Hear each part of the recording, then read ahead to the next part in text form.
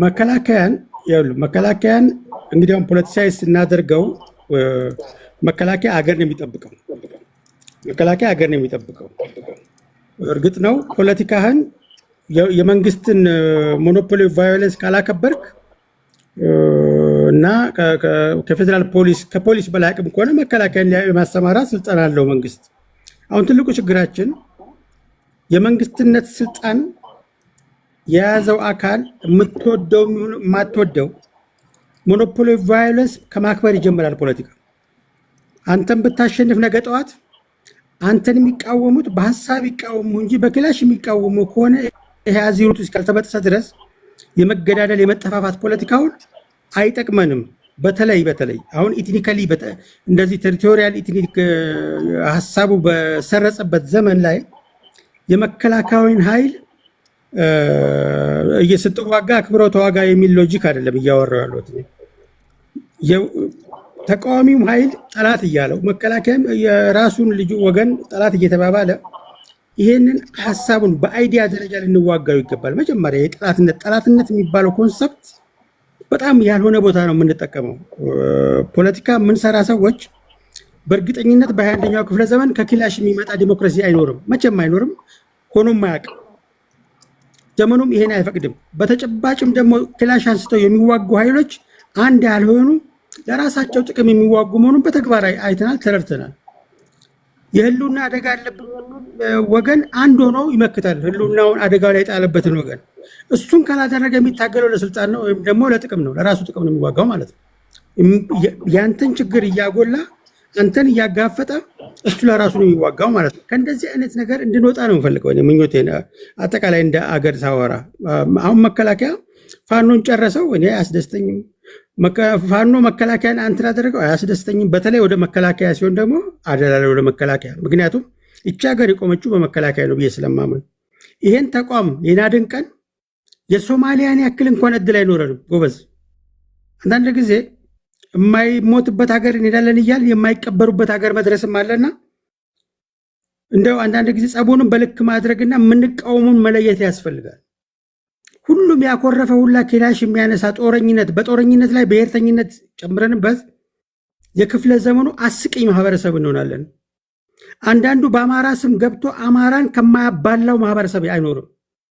እርስ በራስ የሚያባላው አጀንዳ የሚሰጠው ይበዛል። ቅድም እንዳልከው አማራ ቤቱ ክፍት ነው።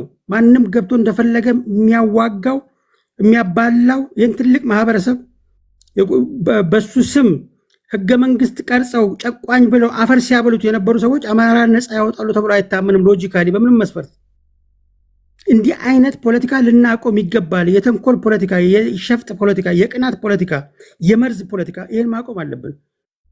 ይሄንን ደፍረን ልነጋገር ይገባል። ቴዲ ኢትዮጵያን ማዳን ከፈለገን ፖለቲካችንን ካፈሙዝ ማለያየት አለብን። ኢትዮጵያን የምንፈልግ ከሆነ አትሊስት ኢትዮጵያን የሚጠብቁ እንደ መከላከያ ያሉ ተቋማትን ልናከብር ይገባል።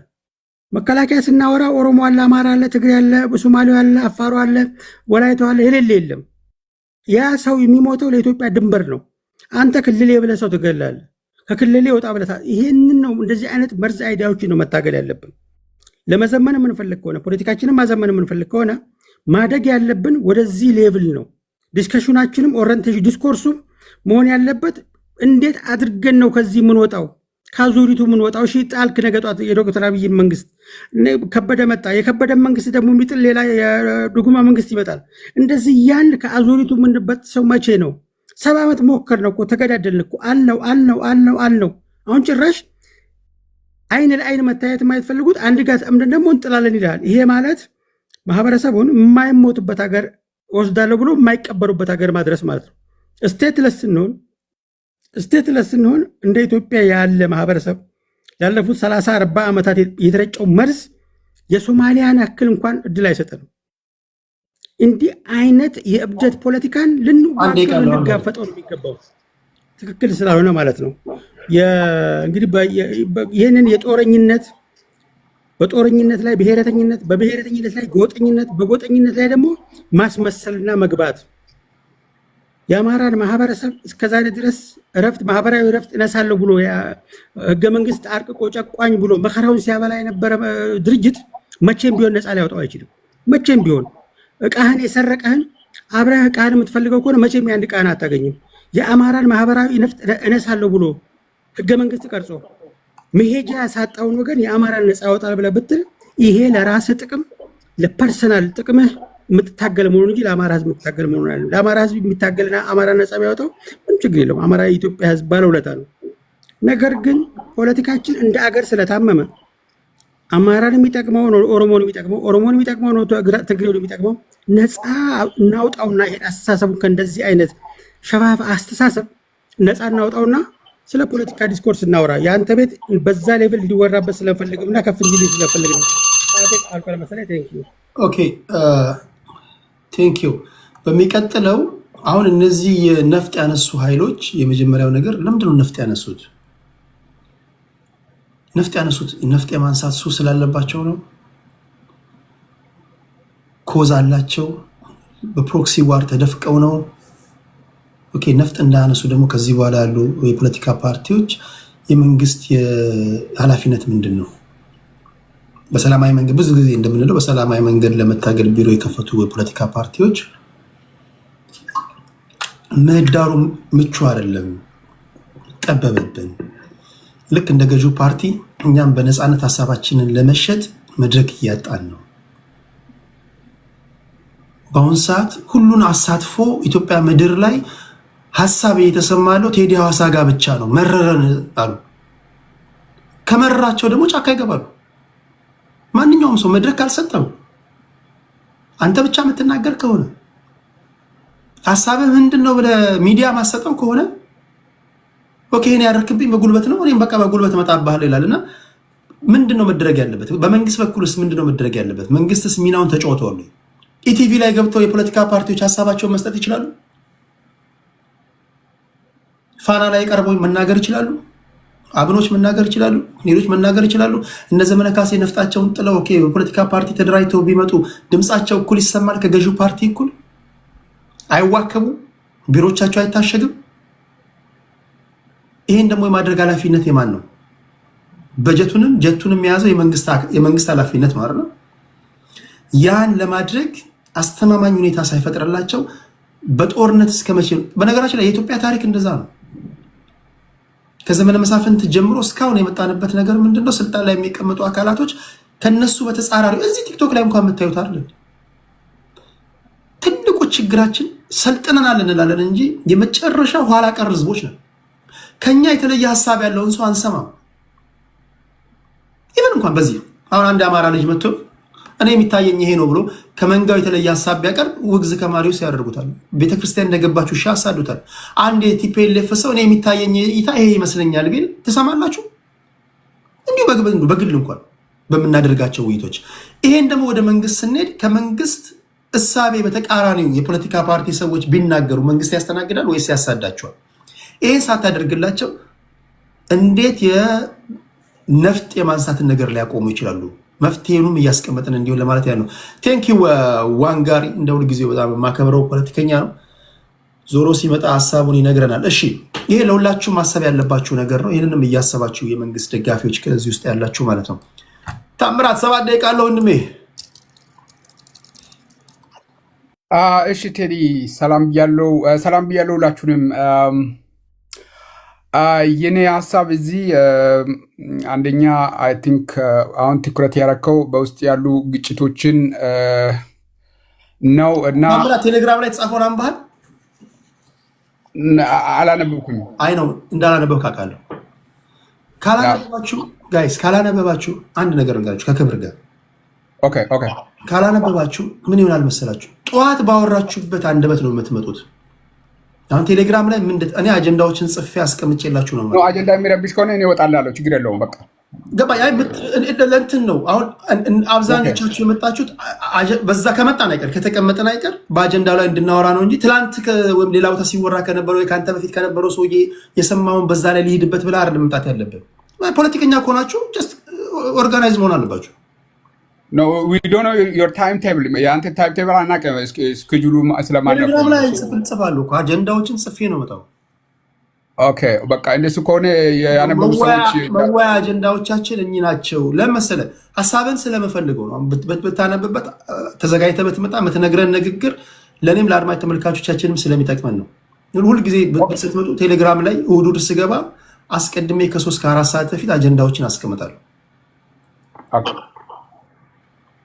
በቃ ችግር የለውም። በቃ ሌሎቹ ይቀጥሉ። እሺ ሌሎቹ ይቀጥሉ። ሚኒሊክ ፋኖ ቴሌግራም ላይ ጻፈውን አይተሃል? ቴዲ ነው 2 ጊዜ ሞክሬ አላገኘሁትም። የፖስት ያደረከውን የቆየ ነገር ነው ያሳየኛል። ሪፍሬሽ ግን አይ ዶንት ኖ ዋይ አላሳየኝም።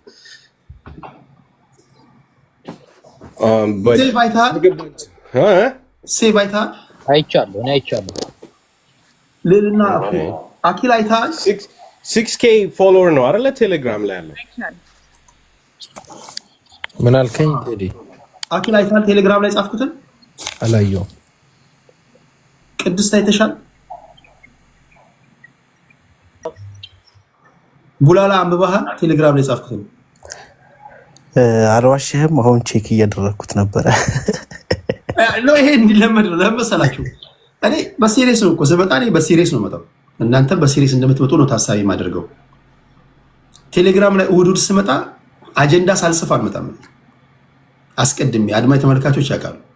ስለዚህ ዛሬ አሁን ስመጣ አማራ ክልል በመንግስትና በፋኖ ኃይሎች መካከል የተደረገ ባለው ጦርነት የሀገር መከላከያ ሰራዊት አባላት እየማረክን ነው፣ የገቡበት ቦታ ገብተን እግር የጠላትን ኃይል እየደመሰስን ነው ብሏል። በዚህ ጉዳይ ላይ ምን ትላላችሁ? ጎጃም ውስጥ የተደረገ ባለው ጦርነት ማለት ነው። ሁለተኛ የኤርትራ መንግስት የማነ ገብረአብ የሻዕቢያ መንግስት ቃል አቀባይ ነው። ዶክተር ጌዲዮን ጢሞቴዎስ የውጭ ጉዳይ ሚኒስተር ናቸው። ዩናይትድ ኔሽን ሄደው የኤርትራን መንግስት ከሰዋል እና ይህን ክስ አስደንጋጭ ብሎታል። ክሱ ሻዕቢያ ከቲፒኤልኤፍ እና ከፋኖ ኃይሎች ጋር ከተወሰኑ ከፋኖ ኃይሎች ጋር አላያንስ ፈጥረው ሊወጉን ነው የሚል ክስ የኢትዮጵያ መንግስት አቅርቧል። አንቶኒዮ ጉተሬዥን በዚህ ጉዳይ ላይ ምን ላይ ሰጥተዋል እና እናንተ ምን ትላላችሁ? አላያንስ እንደሚባለው አለው የሻዕቢያ መንግስት የፕሮክሲ ጦርነት እያደረገ ነው። ይሄ ከእውነት የራቀ ውሸት ነው ብሏል ቃል አቀባዩ እና እኚህ ናቸው። በሚቀጥለው ለምን እኔ ትልቅ ቦታ ነው የምሰጣችኋል። ፖለቲከኞች ስለሆናችሁ እንደ ዝም ብላችሁ ስታልፉ ስላያችሁ ላይ ብልክ የምትልኩ ሰዎች አይደላችሁም እና በዛ አውድ ስለሆነ ቻርጅ ነው የሚያሳየኝ እዚህ ጋር ቻርጅ ላድርግ።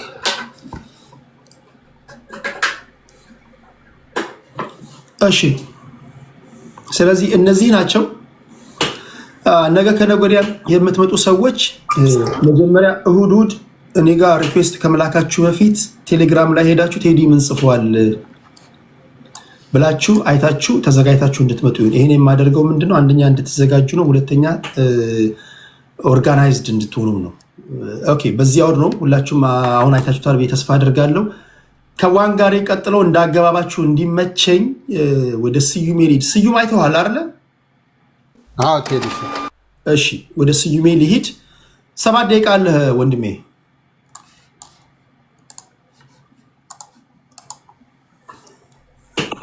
ስዩሜ ቀጥል። እሺ አመሰግናለሁ ቴዲ። ሶሪ ፕሪንት እያደረኩ ነበር ነገርና እንግዲህ በአጀንዳዎቹ ሚኒሊክ ፋኖ ቆይ አሁን አንተ ነህ ሚኒሊክ ፋኖ አንተ ነህ። ስዩሜ በታምራት ወጣ እንዴ በራሱ ጊዜ? ኦኬ እሱ ነው የወጣው።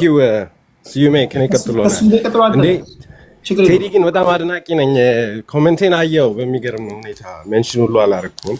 ከዚህ ሁሉ መሀል ማየት አድናቂ ነኝ። ኤኒዌይስ ሶሪ ኦኬ ሶ አጠራርጌ ለማንሳት ያህል እንደዚህ ነው። ስዩሜ ቅድም በወጣው ሰውዬ በታምራት ቦታ ስለገባ እንዳይዘበራረቅብኝ ስዩሜ ያወራና ወደ አንተ እመጣለሁ። ስዩሜ ቀጥል። አመሰግናለሁ። በመጀመሪያ ከታችም ከላይም ያላችሁ ሁላችሁንም ሰላም ማለት እፈልጋለሁ። ቴዲ አንተንም ይህን ስላመቻቸልን ማመስገን እፈልጋለሁ። ቀጥተኛ በአንተ አጀንዳ መሰረት ለመሄድ አማራ ክልል የተጀመረው ጦርነት የዛሬ ኦልሬዲ 3 ዓመት ሊያስቆጥር የደረሰበት ሁኔታ አለ። አንድ የአማራ ተወላጆችም መላው ኢትዮጵያ ሕዝብ መረዳት ያለበት ነገር ቢኖር አንድ አካባቢ የሚደረግ ጦርነትም ሆነ የፖለቲካ ልዩነት መላው ሀገሪቷን የሚያናጋ ሁሉም ኢትዮጵያዊ የሚመለከት ጉዳይ ነው። በዚህም የመጣ በፌዴራል መንግስቱና በአማራ ክልል በታጠቁ ኃይሎች የሚደረገው ጦርነት በአንድም በሌላ መልኩ የእያንዳንዳችን የሚመለከት ጉዳይ ነው። አማራ ክልል ጦርነት የተገባበት ምክንያት አማራ ጦርነት ስላማረው፣ ጥይት መወልወል ስላማረው አይደለም። አምባገነን የሆነ ስርዓት ኢትዮጵያ ውስጥ ስላለና ይህ ህዝብ በማንነቱ ስለተገፋ፣ ስለተሳደደ፣ በሰላማዊ መንገድ በመጠየቁ ጥያቄው ሶፍት አላቀብልህም ስለተባለ፣ ስለተናቀ፣ ስለተዋረደ ኢትዮጵያ ውስጥ ያለ የታሪክ ጠባሳ ሁሉ አማራ የሰራው ተደርጎ እየተወሰደ በትንሹም በትልቁም ተሳዳጅ እየተገደለ ያለ ህዝብ በመሆኑ ነው። ኢዝናት አባውት የልዩ ኃይል መፍረስ ጉዳይ አይደለም። ኢዝናት ወር ደግሞ ኢትዮጵያ ውስጥ ስልጣን ላይ እኔ ካልተቀመጥኩ ብሎ አይደለም። ኢትዮጵያ ውስጥ የኦሮሞ መንግስት አለ ብሎ ስላመነም አይደለም። የኦሮሞ መንግስት አለ ብለው የሚያምኑ ሰዎች የኦሮሞ ተወላጅ የሆነ ጠቅላይ ሚኒስትር ስላለ ነው። እንደውም አንዳንዶቹ ተጠቃሚ የሆኑት ነው። አንዳንዶቹ መንግስት ስልጣን ላይ የተቀመጡ ሰዎች ናቸው የሚነግሩን። አብይ አህመድ ፕሮቴስታንት መሆኑ ስልጣን ላይ ሲወጣ ይታወቃል። አብይ አህመድ ኦሮሞ መሆኑን ስልጣን ላይ ሲወጣ ይታወቃል። እግሩ ሲሳም፣ እናቶች ጡታቸው ይዘው ሲያለቅሱለት፣ ሰው ሁሉ በአደባባይ ፎቶ ሲሰቅል አብይ አህመድ ማን እንደሆነ ይታወቃል። ሲገለን ግን ማንነቱ ሲነገረው፣ በጥይት ሲመጣ ሲያሳድድ፣ ሲገድል፣ ሲንቅ፣ ሲያዋርድ፣ በመጣበት መንገድ ግን ሰዎች ማስተናገድ ሲጀምሩ ማንነቱ ላይ መደበቅ ይፈልጋል። ማንነቱ የሚደበቅ ማንኛውንም የፌዴራል ስልጣን የያዘ ሰው ካለ ወደ መንደሩ ነው መመለስ ያለበት። ኢትዮጵያን ማስተዳደር አይችልም። ኢትዮጵያን ሰፍቶታል ማለት ነው። የአማራ ህዝብ ጦርነት በነገራችን ላይ ቴዲ 30 ዓመት አልፎታል። ሰልችቶናል የአማራ ሞት። እኛም እኔ ጉራጌ ተወላጅ ነኝ፣ ግን ሰልችቶኛል የአማራ ሞት።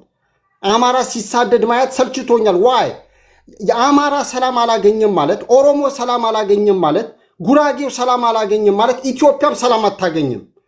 ሰልችቶናል። ይበቃል። ትርክቶች መቆም አለባቸው። በዛ ምክንያት ነው ጦርነቱን መንግስት ነው ስልጣን ላይ ያለው መንግስት የጀመረው ነው። በዚህ ምክንያት ራሱን ማዳን አለበት። ኤግዚስተንሻል ትሬት ስላለበት የገጠመው ጦርነት ነው። ካላሸነፈ ይበታትኑታል፣ ያጠፉታል። and then the rest of the next generation ጭምር ምንድነው የሚቀጥለው? በተመሳሳይ መልኩ መንግስት ላይ የመጣው እየተለዋወጠ እያሳደዱ ሌሎቻችንም ዘሴምቲንግ የሚቀጥል ነው የሚሆነው። ስለዚህ መፍትሄው አንድ ነው። አንድ መንግስት ዛሬ የደረስንበትን ደረጃ አውቆ ወደ ሰላማዊ መንገድ መጥቶ እንደ ማንኛውንም ኢትዮጵያዊ ቁጭ ብሎ ተነጋግሮ ኢትዮጵያን የሚሻገርባት መንገድ መፈለግ ነው። ይሄ ማለት ፕሮፌሰር የሚባሉት ሰውዬ የሚመሩት ይሄ ውጭ ሀገር ወጥቶ ከ3 ዓመት ከምናምን በኋላ ቴዲ መሀል ጣታቸው ነው የሰጡን። አውሮፓ አካባቢ አስተባባሪ ተብሎ የተሾመው ሰዎች በሚቃወሙበት ጊዜ የምክክር ኮሚሽን የተባለው ትልቅ ክሬዲንሻል ያላቸው በእድሜያቸው የገፉ በሙያቸው የተካኑ ሰውዬ he become the chairman or the ሰብሳቢ and then 3 ዓመት አልፏል። አጀንዳ እንኳን መሰብሰብ አልቻሉ። ማላገጫ ነው።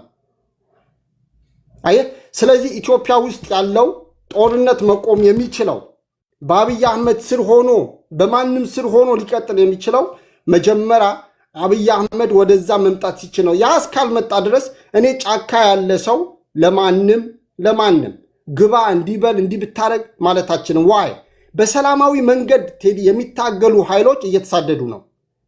አሁን ምርጫ ለማድረግ እንግዲህ ግንቦት ላይ ምርጫው ከተደረገ የቀረው ስንት ወር ነው? 7 ወር።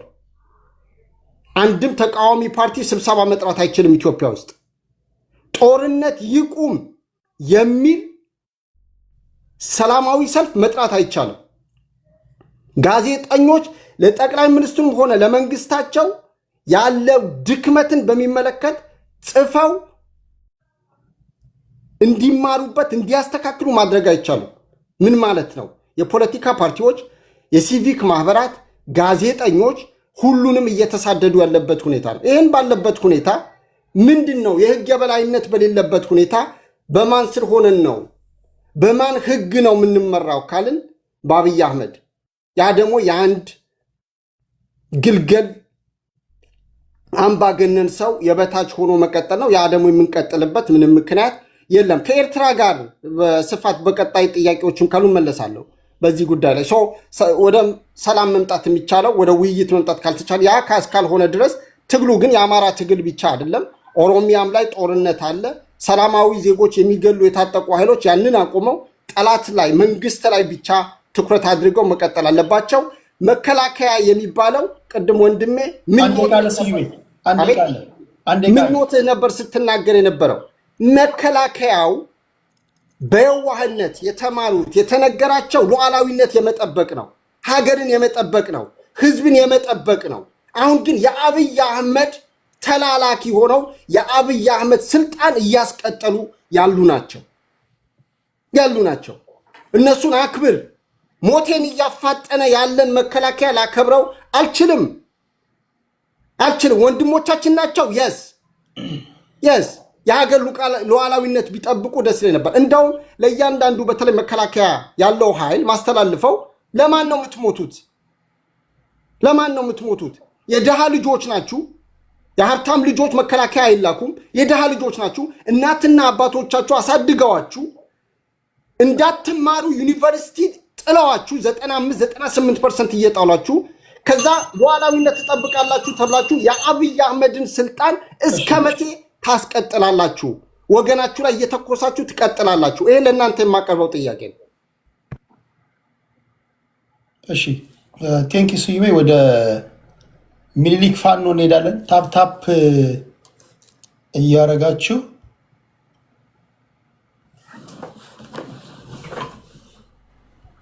ሚኒሊክ ፋኖ ያንተ ነው። ቴንክ ዩ ቴሪ።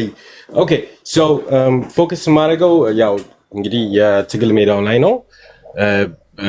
ትግል ሜዳው ላይ ሪያሊቲ አለ። የመንግስት ኃይል የሚጠቀመው ያለውን ሁሉ አርሴናል ነው። አየር ኃይሉንም የምድር ጦሩንም እየተጠቀመ ነው። ሰው አልባ ሰው ያላቸው ሄሊኮፕተር፣ ጀት ሁሉንም ያለውን ባህር ኃይልም እንደውም ባህር ዳር ጣና ሐይቅ ላይ ጀልባዎች ሁሉ ተጠቅሟል። ባህር ኃይል ባይኖረንም በውሃም ላይ ጦርነት ተደርጓል። ይሄ ሁሉ ጦርነት የሚደረገው በህገ መንግስትና በተቋማት የተደገፈ ጸረ አማራ ኢትዮጵያ ተፈጥራ አማራን ጨቁኖ ለማስቀረት ነው። አማራን ለማጥፋት የሚደረገውን ህይወት ለውጥ ብለው የመጡት ሰዎች እውነተኛ ለውጥ አምጥተው ኢትዮጵያ ውስጥ አማራን የማታገል፣ አማራን የማትገፋ፣ አማራን የማታፈናቅል ኢትዮጵያ ለአማራ የምትመች ኢትዮጵያ ከመፍጠር ለኛ ብቻ የምትመች ኢትዮጵያ መፍጠር ይሻለናል ብለው ለውጡን የባለ ጊዜ ለውጥ ስላደረጉት ነው ይሄ ሁሉ ጦርነት የሚደረገው። ጦርነቱን የሚወስነው ግን ያለው የመሳሪያ አይነት አይደለም። አሜሪካ ቪየትናም ሄዳ ምን እንደሆነች አይተናል። አሜሪካ የተለያየ ሀገር ሄዳ ምን እንደሆነች አይተናል። እና የጦር የመሳሪያ የበላይነት ሳይሆን የሞራል የበላይነት ጦርነቶችን እንደሚያሸንፍ እናውቃለን። የመሳሪያውን የበላይነት የያዘው የመንግስት ጦር ኢትዮጵያ ውስጥ የሚዋጋው በሞተ ሞራል። ለምን? የአማራ ህዝብ የኢትዮጵያ የህልውና አደጋ ሊሆንም አይችልም፣ ሆኖም አያውቅም። የአማራ ህዝብ ጥያቄና የአማራ ህዝብ ትግል የራሱን ህልውና ለማስቀጠል እንጂ የኢትዮጵያን ህልውና አፍርሶ ተገንጥሎ የራሱን ሀገር ለመስራት አይደለም። መከላከያ ሰራዊት ውስጥ ያሉት ወታደሮች እያንዳንዳቸው በልባቸው የሚያውቁት ሀቅ ምንድነው? የሚዋጉት ሚዲያ ላይ ብልጽግና እንደሚያወራው ጽንፈኛው ከሻቢያ ጋር ከኤርትራ ጋር ምናምን ከህወሓት ጋር እንደሚባለው ይሄ የፕሮፓጋንዳ ጦርነት ሳይሆን የሚዋጋው በስነ ስርዓት ሄዶ ቦታው ላይ መከላከያው እንዳየው ማንም የማያግዘው በራሱ ኃይል በራሱ አነሳሽነት በራሱ አደራጅነት ተደራጅቶ በጅምላ መጨፍጨፍ፣ መፈናቀል፣ መገደል፣ መጨቆን፣ ሀብት ንብረታችንን መጠቀም ሰለቸን ካለ ማህበረሰብ ጋር እንደሆነ እያየው ነው። ይህንን ማህበረሰብ on behalf of የፕሮስፐሪቲ ፓርቲ እና አብይ አህመድ እጨቁናለሁ ትገዛለህ ብሎ ትምህርት ቤት ውስጥ ካምፕ ሰርቶ ዩኒቨርሲቲ ውስጥ የጦር ካምፕ አቋቁሞ መድፎች፣ መስጊድ ውስጥ መድፍ፣ ቤተክርስቲያን አካባቢ ከባድ መሳሪያዎችን ላሊበላ ሳይቀረው እየጠመደ የተቀመጠ የመከላከያ ሰራዊት ነው። ከፋኖ ጋር ሲዋጋ የሚዋጋው እንዲጠፋ የተፈረደበት ማህበረሰብ ውስጥ የተወለደ ወጣት እህት፣ ወንድም፣ ዘመድ አዝማዱ ከየክልሉ ከየኢትዮጵያ ውስጥ ካለ ቦታ ሁሉ ሲፈናቀል፣ ሲገለል፣ ሀብት ንብረቱ ሲቀማ ያየ ፋኖ ነው ጦር ሜዳው ላይ ያለው። የመከላከያ ሰራዊቱ ከካምፕ ሁሉ መውጣት አይፈልግም። የአብይ አህመድ አማራ ክልል ያሉ ጥቂት ሆዳሞችን ተጠቅሞ ልዩ ኃይልና ሚሊሻውን ከመከላከያው በላይ እየከፈለ አማራን እርስ በርሱ ለማጋደል የሚያደርገው ጦርነት ነው። መከላከያው በየሁሉም ቦታ ላይ ከኋላው ሆኖ ትዕዛዝ የሚሰጡት ሰዎች የሚያመጡበትን ቅጣት እየፈራ ነው እንጂ መዋጋት የሚፈልግ መከላከያ ሰራዊት አማራ ክልል ውስጥ ያለ ቢካዝ የተቀጠረበት ተቋም የኢትዮጵያን አንድነት ሉዓላዊነት የሚያስከብር እንጂ አንድን ህዝብ ትገዛለህ ብሎ እንዲደፈጥጥ የተቀጠረበት ተቋም ስላልሆነ that being said ፋኖ 100% የሚዋጋለትን ምክንያት ያለምንም ጥርጣሬ የሚያምንበት ምክንያት ነው። አዎ ፋኖ በአሁን ሰዓት በዚህ ደቂቃ አንድ ድርጅት የለውም፣ ግን እመኑም አትመኑም የሚዋጋለት አንድ ምክንያት ብቻ ነው ያለው። የሚሞትለት አንድ ምክንያት ብቻ ነው ያለው። የፈለገውን መስዋዕትነት ቢመጣ ሊከፍል የተዘጋጀበት ምክንያት የት ድርጅት ይሁን የት አካባቢ ይሁን የት ይሁን ልዩነት የለው። አንድ ዓላማ ይዞ የሚዋጋ ከዛ አልፎ ተርፎ ደግሞ መከላከያ እሱ ዓላማ ምንድነው? የዓላማ ይኸውልህ ቴዲ ሲምፕል። ብዙ ጊዜ አንተ ጋር ስመጣ አሏል ኢትዮጵያ ውስጥ ያለው ችግር ሁለት መሰረቶች ላይ ነው የቆመው። አንደኛው ኮንስቲቱሽናል ነው ማለት ህጋዊ ነው። ሁለተኛው ደግሞ ይሄ ኮንስቲቱሽን ኢንስቲቱሽናላይዝ ተደርጓል ማለት ኢንስቲቱሽኖች ውስጥ በፍርድ ውስጥ በፈለከው በንግድ ውስጥ በፈለከው ሀገር የሚቆምባቸው ተቋማቶች ውስጥ ስትገባ ተቋማት ውስጥ ስትገባ ጸረ አማራነት አለባቸው። የትም ቦታ ብትሄድ forget የጋራ የምንላቸው ከተማዎች ውስጥ ኦኬ አማራ ክልል ውስጥ ራሱ የአማራ ሀብታሞች እንዳይሰሩ የሚሰሩ የፌደራል ተቋማት አሉ። ፋኖ የሚታገለው ተቋማንም ህጉንም ጸረ አማራ የሆነም አስተሳሰብ ከኢትዮጵያ ለማስወገድ ነው። አደጋ ውስጥ ሆነን ልንኖር አልችልም። የህልውና አደጋ የምንለው እኛን የመኖር ዋስትናችንን የሚነፍግ ነገር ስላለ ነው። እሺ አንድ ጥያቄ ላንሳለሁ። ኦኬ ፓውዝ ማይ ታይም ፕሊዝ። ፖዝ አድርገዋለሁ። አማራ ክልል ላይ ከ4000 በላይ ትምህርት ቤቶች ተዘግተዋል። አማራ ክልል ላይ የፋኖ ታጣቂዎች ገበሬዎችን በጠራራ ፀሐይ ሲረሽኑ እያያችሁ ነው። ሽማግሌ ሲረሽን እያየ ነው። ይሄ ለአንዱ ለአማራ ህልውና የምትንሰፈሰፍለት ለምን ትገለዋለህ? እውነት የምትወደው ከሆነ ማለት ነው። ከምን ጊዜውም በላይ የህልውና አደጋ ውስጥ የጣልኩ አንተ አይደለ? ለምሳሌ አማራው ይገደላሉ። በቪዲዮ ያለ ነገር ነው። የሃይማኖት ሰዎች ይገደላሉ። አዘ ሴም ታይም ደግሞ ለህልውናችን ነው የምንታገለው ስትል አንተ ስትገለው ህልውና አይሆንም፣ ሌላው ሲገለው ህልውና የሚሆነው ማለት ነው። ይሄ አይጋጭም ወይ ነው? እስኪ ሲን አስረዳ። ኦኬ የአማራ ገበሬዎችን ፋኖ እንደው ተርፏቸው ሳይሆን ካላቸው ላይ የሚያካፍሉትን የአማራ ገበሬዎች ፋኖ በዘፈቀደ ያለ ምንም ምክንያት ምንም ሳያረጉት ሄዶ ይረሽናል ማለት ይከብዳል። እኔ አሁን እንደዚህ አይነት ክሌም ባመጣ ኤቪደንስ ትለኛለህ። የምታወራው ነገር ደግሞ እንደ ኤቪደንስ ልታመጣ የምትችለው አንድ ወይንም ሁለት ቪዲዮዎች ካሉ ግለሰቦቹ ላይ የተወሰደውን እርምጃ ማንኛውም አመራርም ግለሰብም ደጋፊም አውግዞታል። ምክንያቱን ግን ጠይቀናልም አውቀናል እንጂ ፋኖ ሄዶ ገበሬ ይገላል የሚለው ነገር I mean it doesn't make sense። ፋኖ እኮ በአሜሪካና አውሮፓ በተቀመጡ ኢትዮጵያውያን ስንቅና የሚያስፈልገው ነገር ሁሉ እየተሟላለት አይደለም የሚዋጋው። ፋኖ የሚዋጋው የአማራ ህዝብ የጀርባ አጥንቱ ሆኖ እየደገፈው ስላለ ነው ፋኖ የሚዋጋው። ያ ህዝብ ደግሞ በአብዛኛው ገበሬ ነው። ፋኖ ገበሬውን የሚገልበት ምክንያት የለውም። ትምህርት ቤቶች ያልከው ግን በጣም ቁልፍ ነገር ነው። ምክንያቱም አይደለም ትምህርት ቤቶችን የሃይማኖት ተቋማቶችን ፋኖ መጥቶ እንዳያሸንፈኝ የሚያመች ቦታ ከሆነ ወታደሮችን ለማሳደር የሚያመች ቦታ ከሆነ ያለምንም ከልካይ ያለምንም ጠያቂ ካምፕ አረጋዋለሁ ብሎ የገባ የመከላከያ ሰራዊት አለ። የህፃናት ትምህርት ቤት በል ህፃናቱ እንዳይመጡ ካምፕ አርገነዋል። ማንንም የሚጠይቃቸው የለም። የከፍተኛ የትምህርት ተቋሚውን ገብተው ወታደሮች ካምፕ አርገውታል። እንደዛ ገብተው ደግሞ ካምፕ ያላረጉትን የትምህርት ተቋም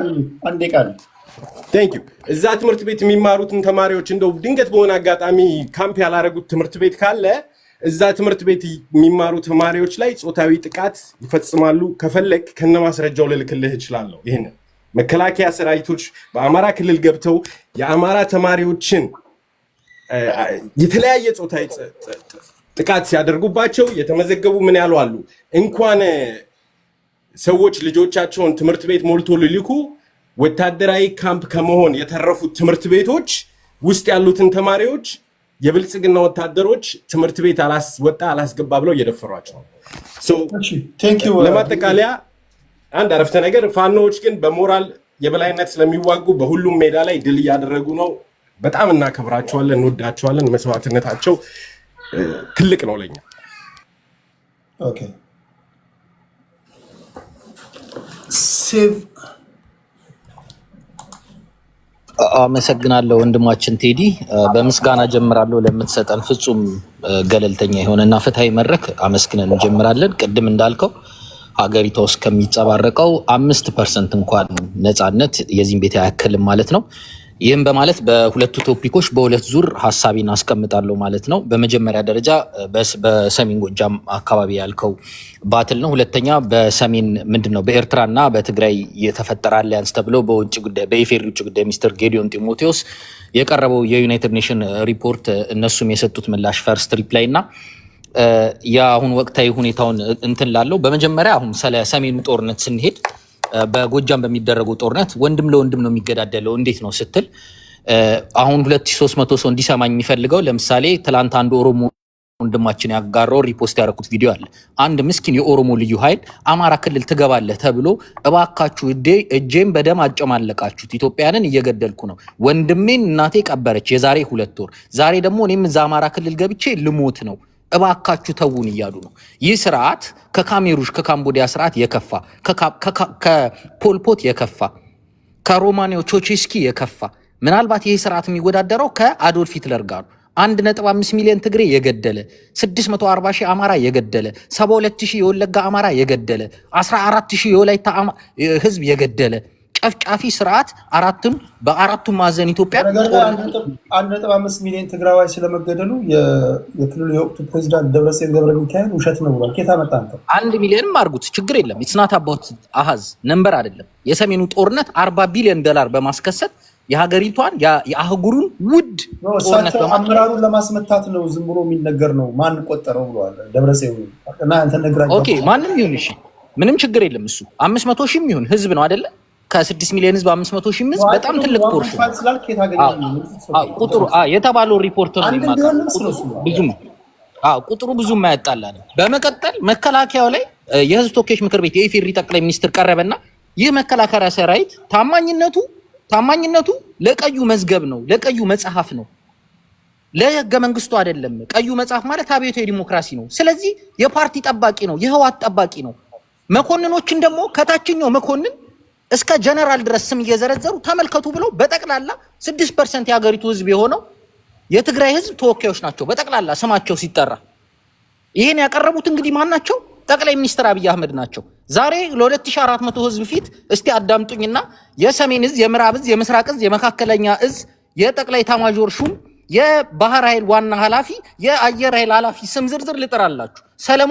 ጀነራል ሰለሞን ኢተፋ፣ ጀነራል ሹማ አብደታ፣ ፊልድ ማርሻል ብርሃኑ ጁላ፣ ጀነራል ይልማ መርዳሳ፣ ጀነራል ድሪባ መኮንን፣ አድሚራል ጀነራል ናስር አባዲጋ፣ ጀነራል ኃይሉ እንደሾ አቶምሳ፣ ጀነራል ቡልቲ ታደሰ።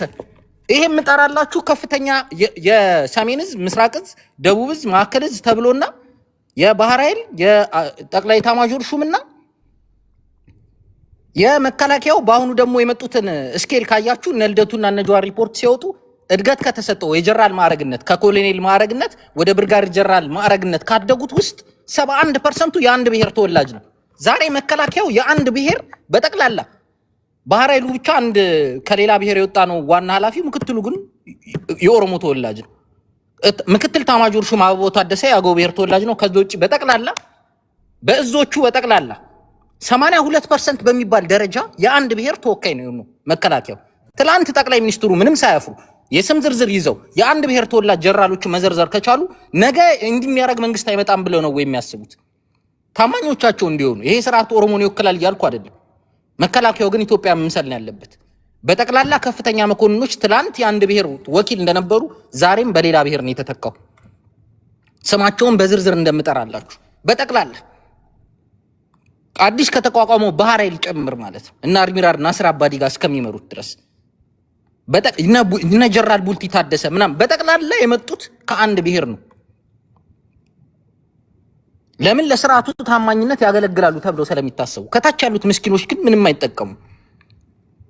ዛሬ እነ ዶክተር ጸጋዬ ከኦሮሞም ደግሞ እስከ ጎሳ ድረስ ወርደው የጎሳ ብሔርተኛ ናቸው እያሉ ነው። ይሄ ስርዓት ፋኖን በጽንፈኝነት የሚከስ ከሆነ በአራቱ ማዕዘን እንዴት ከኦነግ ጋርም እየተዋጋ ከህወሓት ጋርም እየተዋጋ ጉራጌ ክልል ጠያቂ ጋርም እየተዋጋ ወላይታ ክልል ጠያቂ ጋርም እየተዋጋ ከሁሉም የህዝብ ወኪል ነን ከሚሉና ከፓርቲዎች ጋርም ትዋጋ ከሆነ አንድ ትምህርት ቤት ውስጥ ከሁሉም ተማሪ ጋር የሚደባደብ ተማሪ እሱ ነው ወንጀለኛው፣ ጥፋተኛው። ቴዲ ሐዋሳ በትምህርት ቤት በሚማርበት ሰዓት 8ኛ ክፍል ከሙሉ ከ20 ተማሪው ጋር 12 ተማሪ ጋር ከተደባደብክ ቴዲ ዱርዬ ነህ ወይ ያመል ችግር አለብህ ማለት ነው። 12ቱንም አይ ያመል ችግር አለባቸው ቴዲ ጨዋ ነው ሊባል አይችልም። ከኦሮሞ ከሰፊ ኦሮሞ ህዝብ ጋር ከአማራ ጋር ከትግሬ ጋር ከወላይታ ጋር ከጉራጌ ጋር ከጌዲዮ ጋር የምትጣላ ከሆነ አንተ ነህ ዱርዬው። የጸብ መፍቻ ክህሎት የለም፣ ሀገር ማስተዳደር አትችልም ማለት ነው። ለሁሉም ምክንያት ልትሰጥ አትችልም፣ ሁሉንም ጽንፈኛ ልትል አትችልም። የኤርትራና የትግሬን ጉዳይ በኋላ እመለስበታለሁ። አሁን ተፈጠረ ስለሚባለው አሊያንስ ሚሊታሪ በጀት ምን ያክል አደገ ምናምን የሚለውን በሁለተኛ ዙር ሄድበታለሁ። አሁን ግን አማራ ክልል የሚካሄደው የህልውና ትግል በሰላም ተጠይቆ ጠቅላይ ሚኒስትሩ ያልቅሱ እንኳን ትጥቅ ቀበቶ እናስፈታለን ብለው ያልቅሱና ምንም አያመጡም ብለው የጀመርነው ጦርነት ነው። አማራጭ አተን የሰላም በር እኮ ሙሉ ለሙሉ ተጠርቅሞ ፕሮሲጀር አለው። የስነ ስርዓት ህግ እንኳን የማይከበርበት አካሄድ ነው ያለው አይደል? የፓርላማ አባል ህዝብ መርጦ ያስቀመጠውን የፓርላማ አባል ያለመከሰስ መብት ሳያነሳ ነው የሚያስረው። በክርስቲያን ታደለ መወከል ያልቻለ አማራ ፋኖን ይደግፋል፣ ዘመነ ካሴን ይደግፋል፣ እስክንድር ነጋ ምናምን ይደግፋል። በጃልበቴ መወከል በጀዋር መሐመድ መወከል ያልቻለ ኦሮሞ ኦነግን ይደግፋል። በልደቷ እያሉ መወከል ያልቻለ አማራ ግዴታ ትጥቅ ትግል ነው የምንደግፈው ማለት ነው። በፓርላማ ድምጽ የማይሰማ ከሆነ አግሬሲቭሊ የኦህዴድ ብሔርተኛ እኔን ሁለተኛ ዜጋ ሊያደርገኝ አዲስ አበባ ፊንፊኔ ናት ኦሮሞ ባለቤት ናት ሲል እኔ ባለቤት አይደለም ተከራይ ነኝ ማለት ነው። ባለቤት ካለው ማለት ነው። ባለቤት ደግሞ ውጣ ሲል ተለቃለ ከቤቱ ተከራይ ነህ ማለት ነው። ይሄን እየተቃወምን ባለንበት ሰዓት ህዝብ ድምጽ የሚሆነን የአማራን ህዝብ መፈናቀል መገደል ድምጽ የሚሆን የእድገት ጥያቄ ሶሻል ፖለቲካል ኢኮኖሚካል ጥያቄ የሚጠይቁ የፓርላማ አባሎች የሚታሰሩ ከሆነ የፖለቲካ ፓርቲ አመራሮች እሺ እነ ዶክተር ወንደሰን የሚታሰሩ ከሆነ በጠቅላላ ያብን ከኢዜማም ከየትኛውም ፓርቲ ተለቃቅመው የህዝብ ጥያቄ በስትክክል ለወዳደር አንሆንም ብለው የሚያቀርቡት የሚታሰሩ ከሆነ በጠራራ ፀሐይ የሚገደሉ ከሆነ ጋዜጠኞች የሚሰደዱ የሚታፈኑ ከሆነ ግዴታ ማሸነፍ የምንችለው በትጥቅ ትግል ኦንሊ ሪዞሉሽን። በኢትዮጵያ በ3000 ዓመት ታሪክ እንደዚህ እንደ ቅጠል ህዝብ የረገፈበት ታሪክ የለም። የሰገሌው ጦርነት አስከፊ ጦርነት እንደዚህ ህዝብ አላረገፈ። ከአራቱም ማዕዘን መንግስት ጥፋተኛ ነው የምትለው ከአራቱም ማዕዘን ከአንድ ቡድን ብቻ ጋር አይደለም እየተዋጋ ያለው ከአራቱም ማዕዘን ማለት ነው። ስለዚህ የፖለቲካ ፓርቲዎች ጋዜጠኞች ሁሉም ተጠርቅመው በተዘጉና ልክ ኢህአዲግ እስከሚወድቅ ድረስ 99.4% እያሸነፍኩ ነው ብሎ እንደሚነግረን እንደነበረው ሙሉ ለሙሉ የሰላም በር ዘግቶ ትጥቅ አታንሳ ሙተህ ለቅ አይለንም። በፌስታል ስንቀበር ራሱ ዶክመንተሪ እያሳየን መተከል ላይ በፌስታል ስንቀበር ወለጋ ላይ ጉራ ፈርዳ ሆሮ ምንድነው ሆሮ ጉዱሩ ቄለም እየታረድን ዶክመንተሪ እየሰራ እያሳየን ከዛ ትጥቅ አንስተህ ህልውናን አታስከብር ሊለን አይችልም። ተገደን የገባንበት ትግል ነው ይሄ ትግል። አመሰግናለሁ። ሁለተኛ ዙር ቀጥላለሁ። ቴንክ ዩ ሴቫችን እቺስ የልጅ እሳት ነው የሚተፋው። ታፕ እያረጋችሁ ታፕ እያረጋችሁ የብሔሬ ጉዳይ የሚጨንቃችሁ ካላችሁ የማንኪያ ነገድ ነኝ። የማንኪያ ብሔር ነን። ታፕ አድርግ። ኢትዮጵያ ምድር ላይ ሰፊ የሆነ መገፋት መገለል ይደረስብን በቁጥር አናሳ እየተባለን ከፖለቲካ የተገፋን ከማህበራዊ ጉዳይ የተገፋን በቁጥር 1500 ነን። ልብ ግን አለን፣ ልብ አለን። ስለዚህ ታፕ እያረጋችሁ የማንኪያ ብሔር ተወላጆች በሙሉ ልልና ወደ አንቺ ልምጣ። የማንኪያ ብሔር የታደላችሁ ይመስለኛል at this point ላይ አንዳንዴ ሳስበው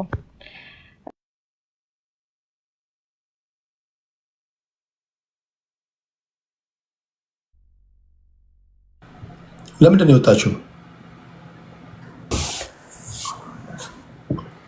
ኔትወርክ ነው ያስወጣሽ? አሮ ነው አስወጣኝ። I have no idea። አላየሁም አላሽም ኖቴን እንትን እያልኩኝ ነበር። አይ ኔትወርክ ነው ያስወጣሽ እንጂ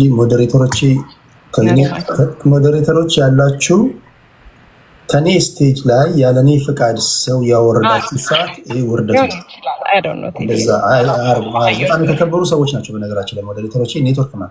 እሺ ቀጥይ ይለና ቴንክ ዩ ከሶስት አልቃሽ በኋላ ካረከኝ መቼም ፈረድክብኝ ማለት ነው። ለሶስት አልቃሽ መመለስ በጣም ትንሽ ይከብዳል።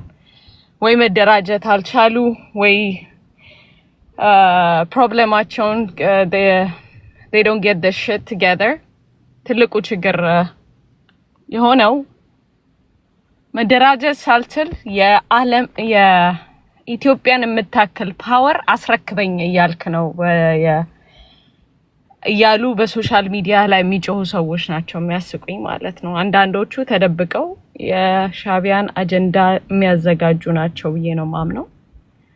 አንዳንዶቹ ደግሞ ፕሮፓጋንዳ መስራት የማይችሉ እንደው ለፕሮፓጋንዳ ሴክስ ይባል እንኳን እባካችሁ ቁጥር አይጠራም ፕሮፓጋንዳ ላይ ምክንያቱም ፈጥራችሁ ስታወሩት ከየት አመጣኸው የሚባል ነገር ጥያቄ ትጠየቅና ትፋጠጥና ግራ ገብተህ ወደ ሌላ ቶፒክ ጃምፕ ታረጋለህ።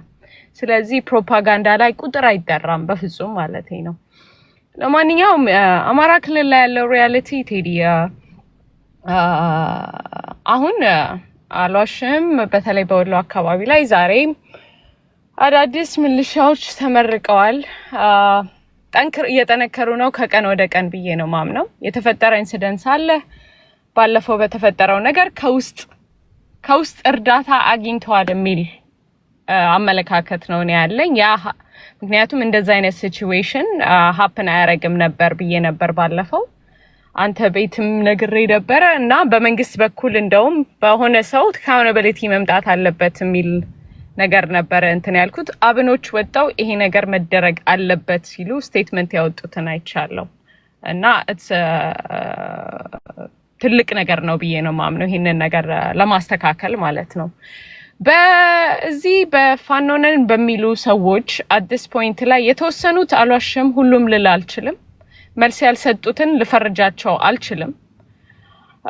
ግን ከቲፒኤልኤፍ ቀሚስ ስርና ከሻቢያ ቀሚስ ስር ተደብቀው አማራን እናድናለን ኢትዮጵያን እናድላለን ብለው እየታገሉ ያሉ አሉ። አስመሳይነት ነው ብዬ ነው ማምነው እንጂ የስልጣን ጥምነትና የተቀጠሩ ባንዳዎች ለኢጂፕት አላማ ለማሳካት እየጣሩ ያሉ ሰዎች ናቸው ብዬ ናቸው። እነዚህ ሰዎች ደግሞ የመመለስም የመነጋገርም አላማ አላቸው ብዬ አላምንም። አላማ ቢኖራቸው በአንድ ላይ ሆኑ ነበር። አላማ ስለሌላቸው የአማራን ክልል አንስቴብል ሲቹዌሽን ውስጥ በመክተት መንግስት ላይ ፕሬሸር ማድረግ ነው ኢንትረስታቸው እንጂ የህዝብ ኢንትረስት ያላቸው ሰዎች በፍጹም ይሄን ያህል ዝርክርክነት ሚስጥር የሚባል የላቸው nothing capable መደራጀት ምን እንደሆነ አያውቁም። all they want is የአማራ ክልልን ፓወር። አንዳንዶቹ የአማራ ክልልን ፓወር ይላሉ፣ አንዳንዶቹ የፌደራልን በጠቅላላ ፓወርም የሚሉ አሉ። እነሱ ሰዎች ደግሞ በፍጹም ስልጣን የሚባል ነገር እንኳን ስልጣን በስልጣን በር ማለፍ አለባቸው ብዬ አላምንም። አልዋሽም። ያለው ሪያሊቲ ያ ነው። አሁን ያለው ሲቹዌሽን በምክትል ጠቅላይ ሚኒስትሩም በኩል ትክክለኛ ሜሴጅ ተልኮል ብዬ ነው እማምነው።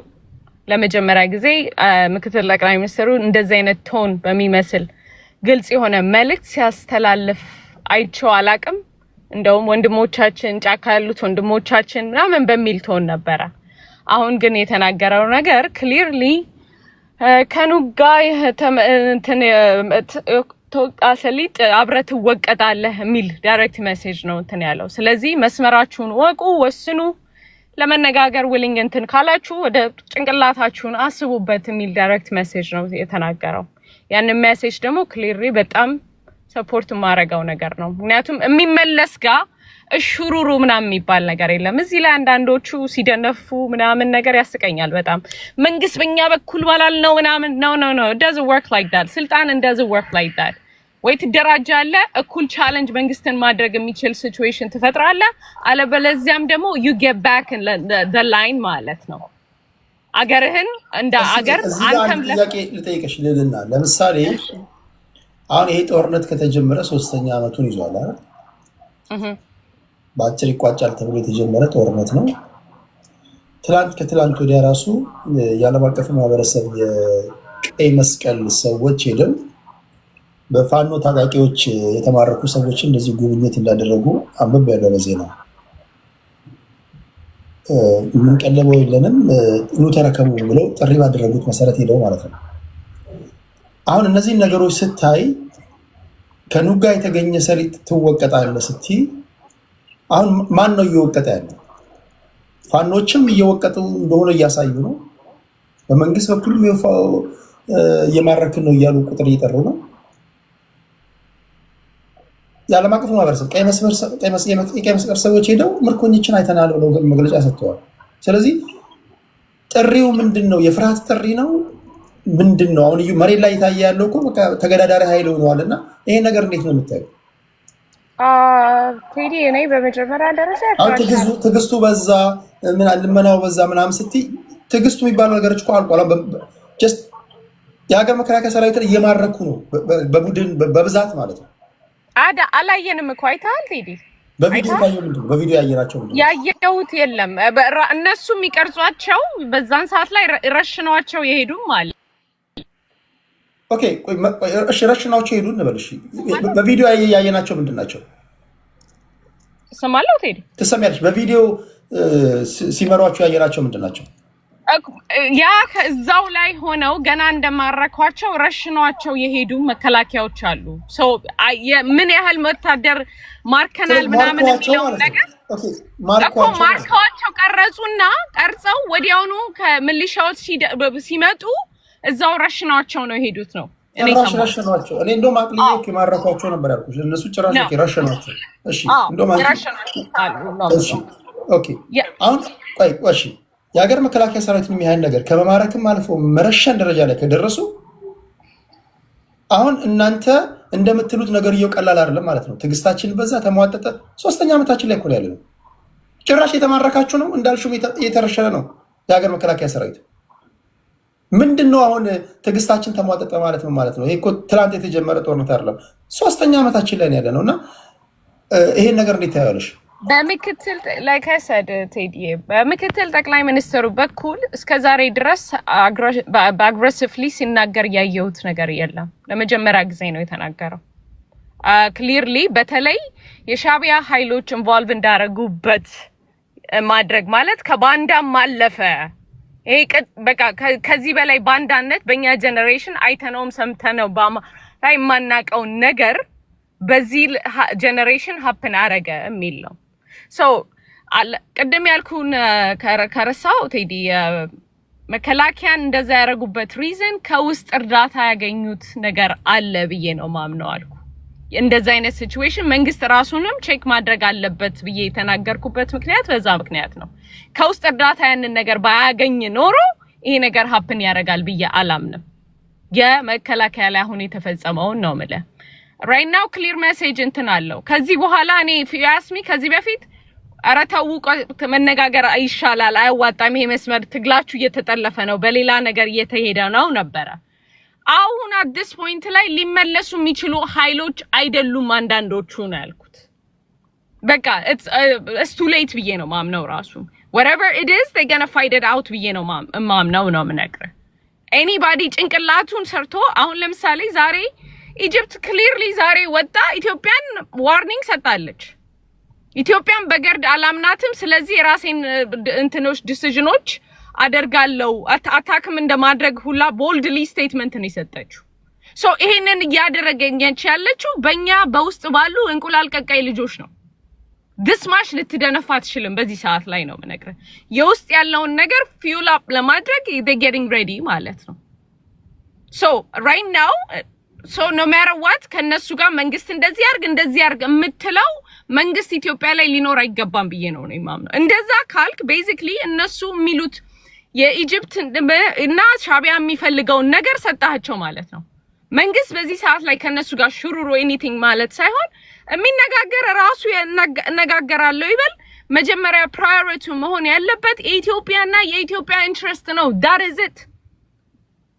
የፈለገ ብትለኝ ለአያቆሙም። በዚህ ባንዳ ባለፈው ጀነሬሽን ነበር፣ ባንዳ በዚህ ጀነሬሽን አለ፣ ባንዳ በሚቀጥለው ጀነሬሽን አለ። በኢትዮጵያ ናሽናል ኢንትረስት የሚደራደር መንግስት በዚህ ሰዓት ላይ እኔ ማየት አልፈልግም።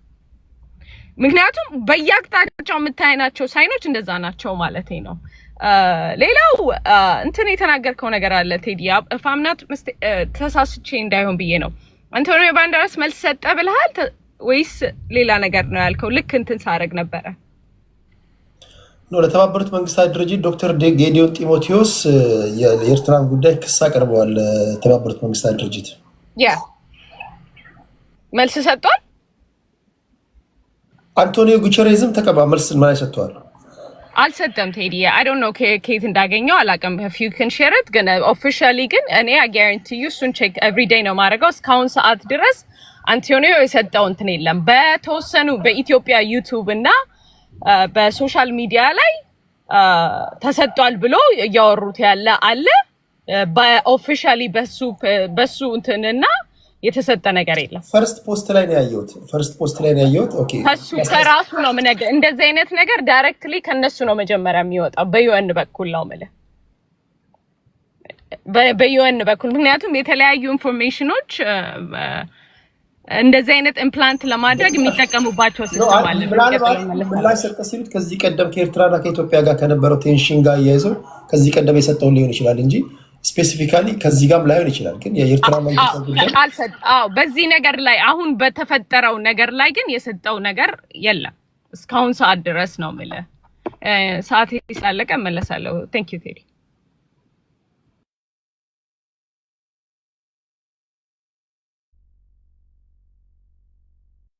ኦኬ ኤቭሪዋን ሰላም ብያለሁ ሁላችሁ። ኤኒዌይስ ይሰማል?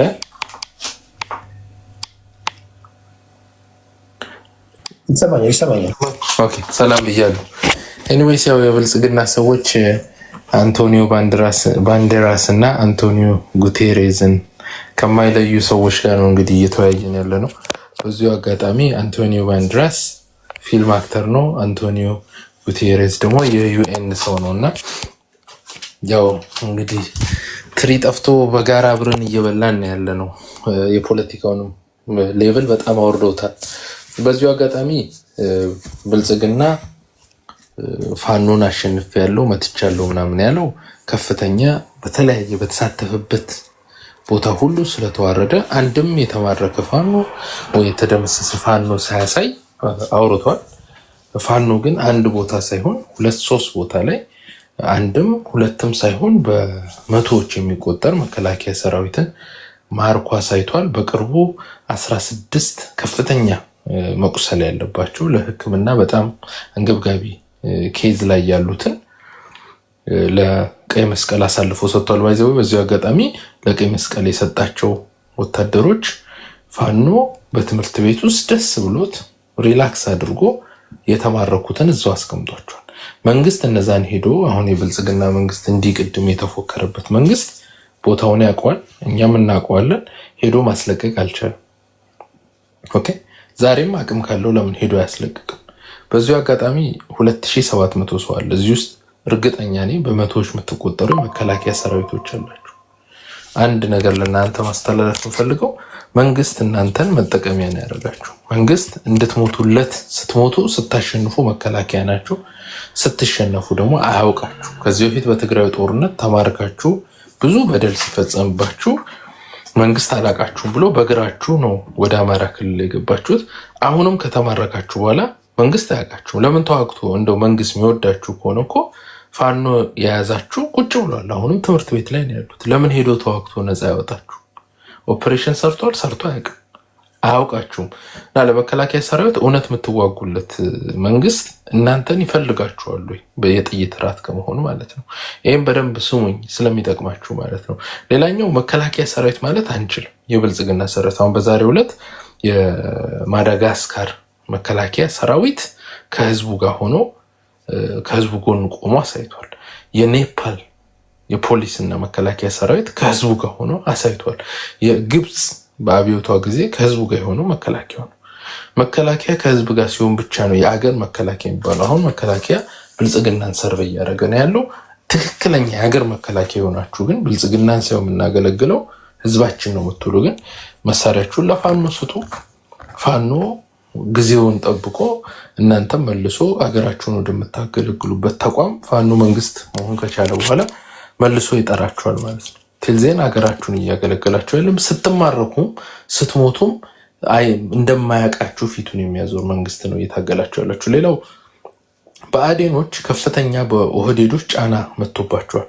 ክልሉ ላይ በሁለት ቢላ ነው የምትበሉት። ፌደራል ላይ ከኦህዴድ ጋር ናችሁ፣ ክልሉ ላይ ደግሞ ከፋኖ ጋር እየተሞዳሞዳችሁ መከላከያን የብልጽግናን ሰራዊት አስመትታችኋል ተብሎ ጫና ስለተደረገ ተመስገን ጥሩነህ ወጥቶ ዝቷል። አንዳንዶች ቅድም በሚኒሻ ነው ሚኒሻ ባይዘው ክላሽ ነው የሚይዘው።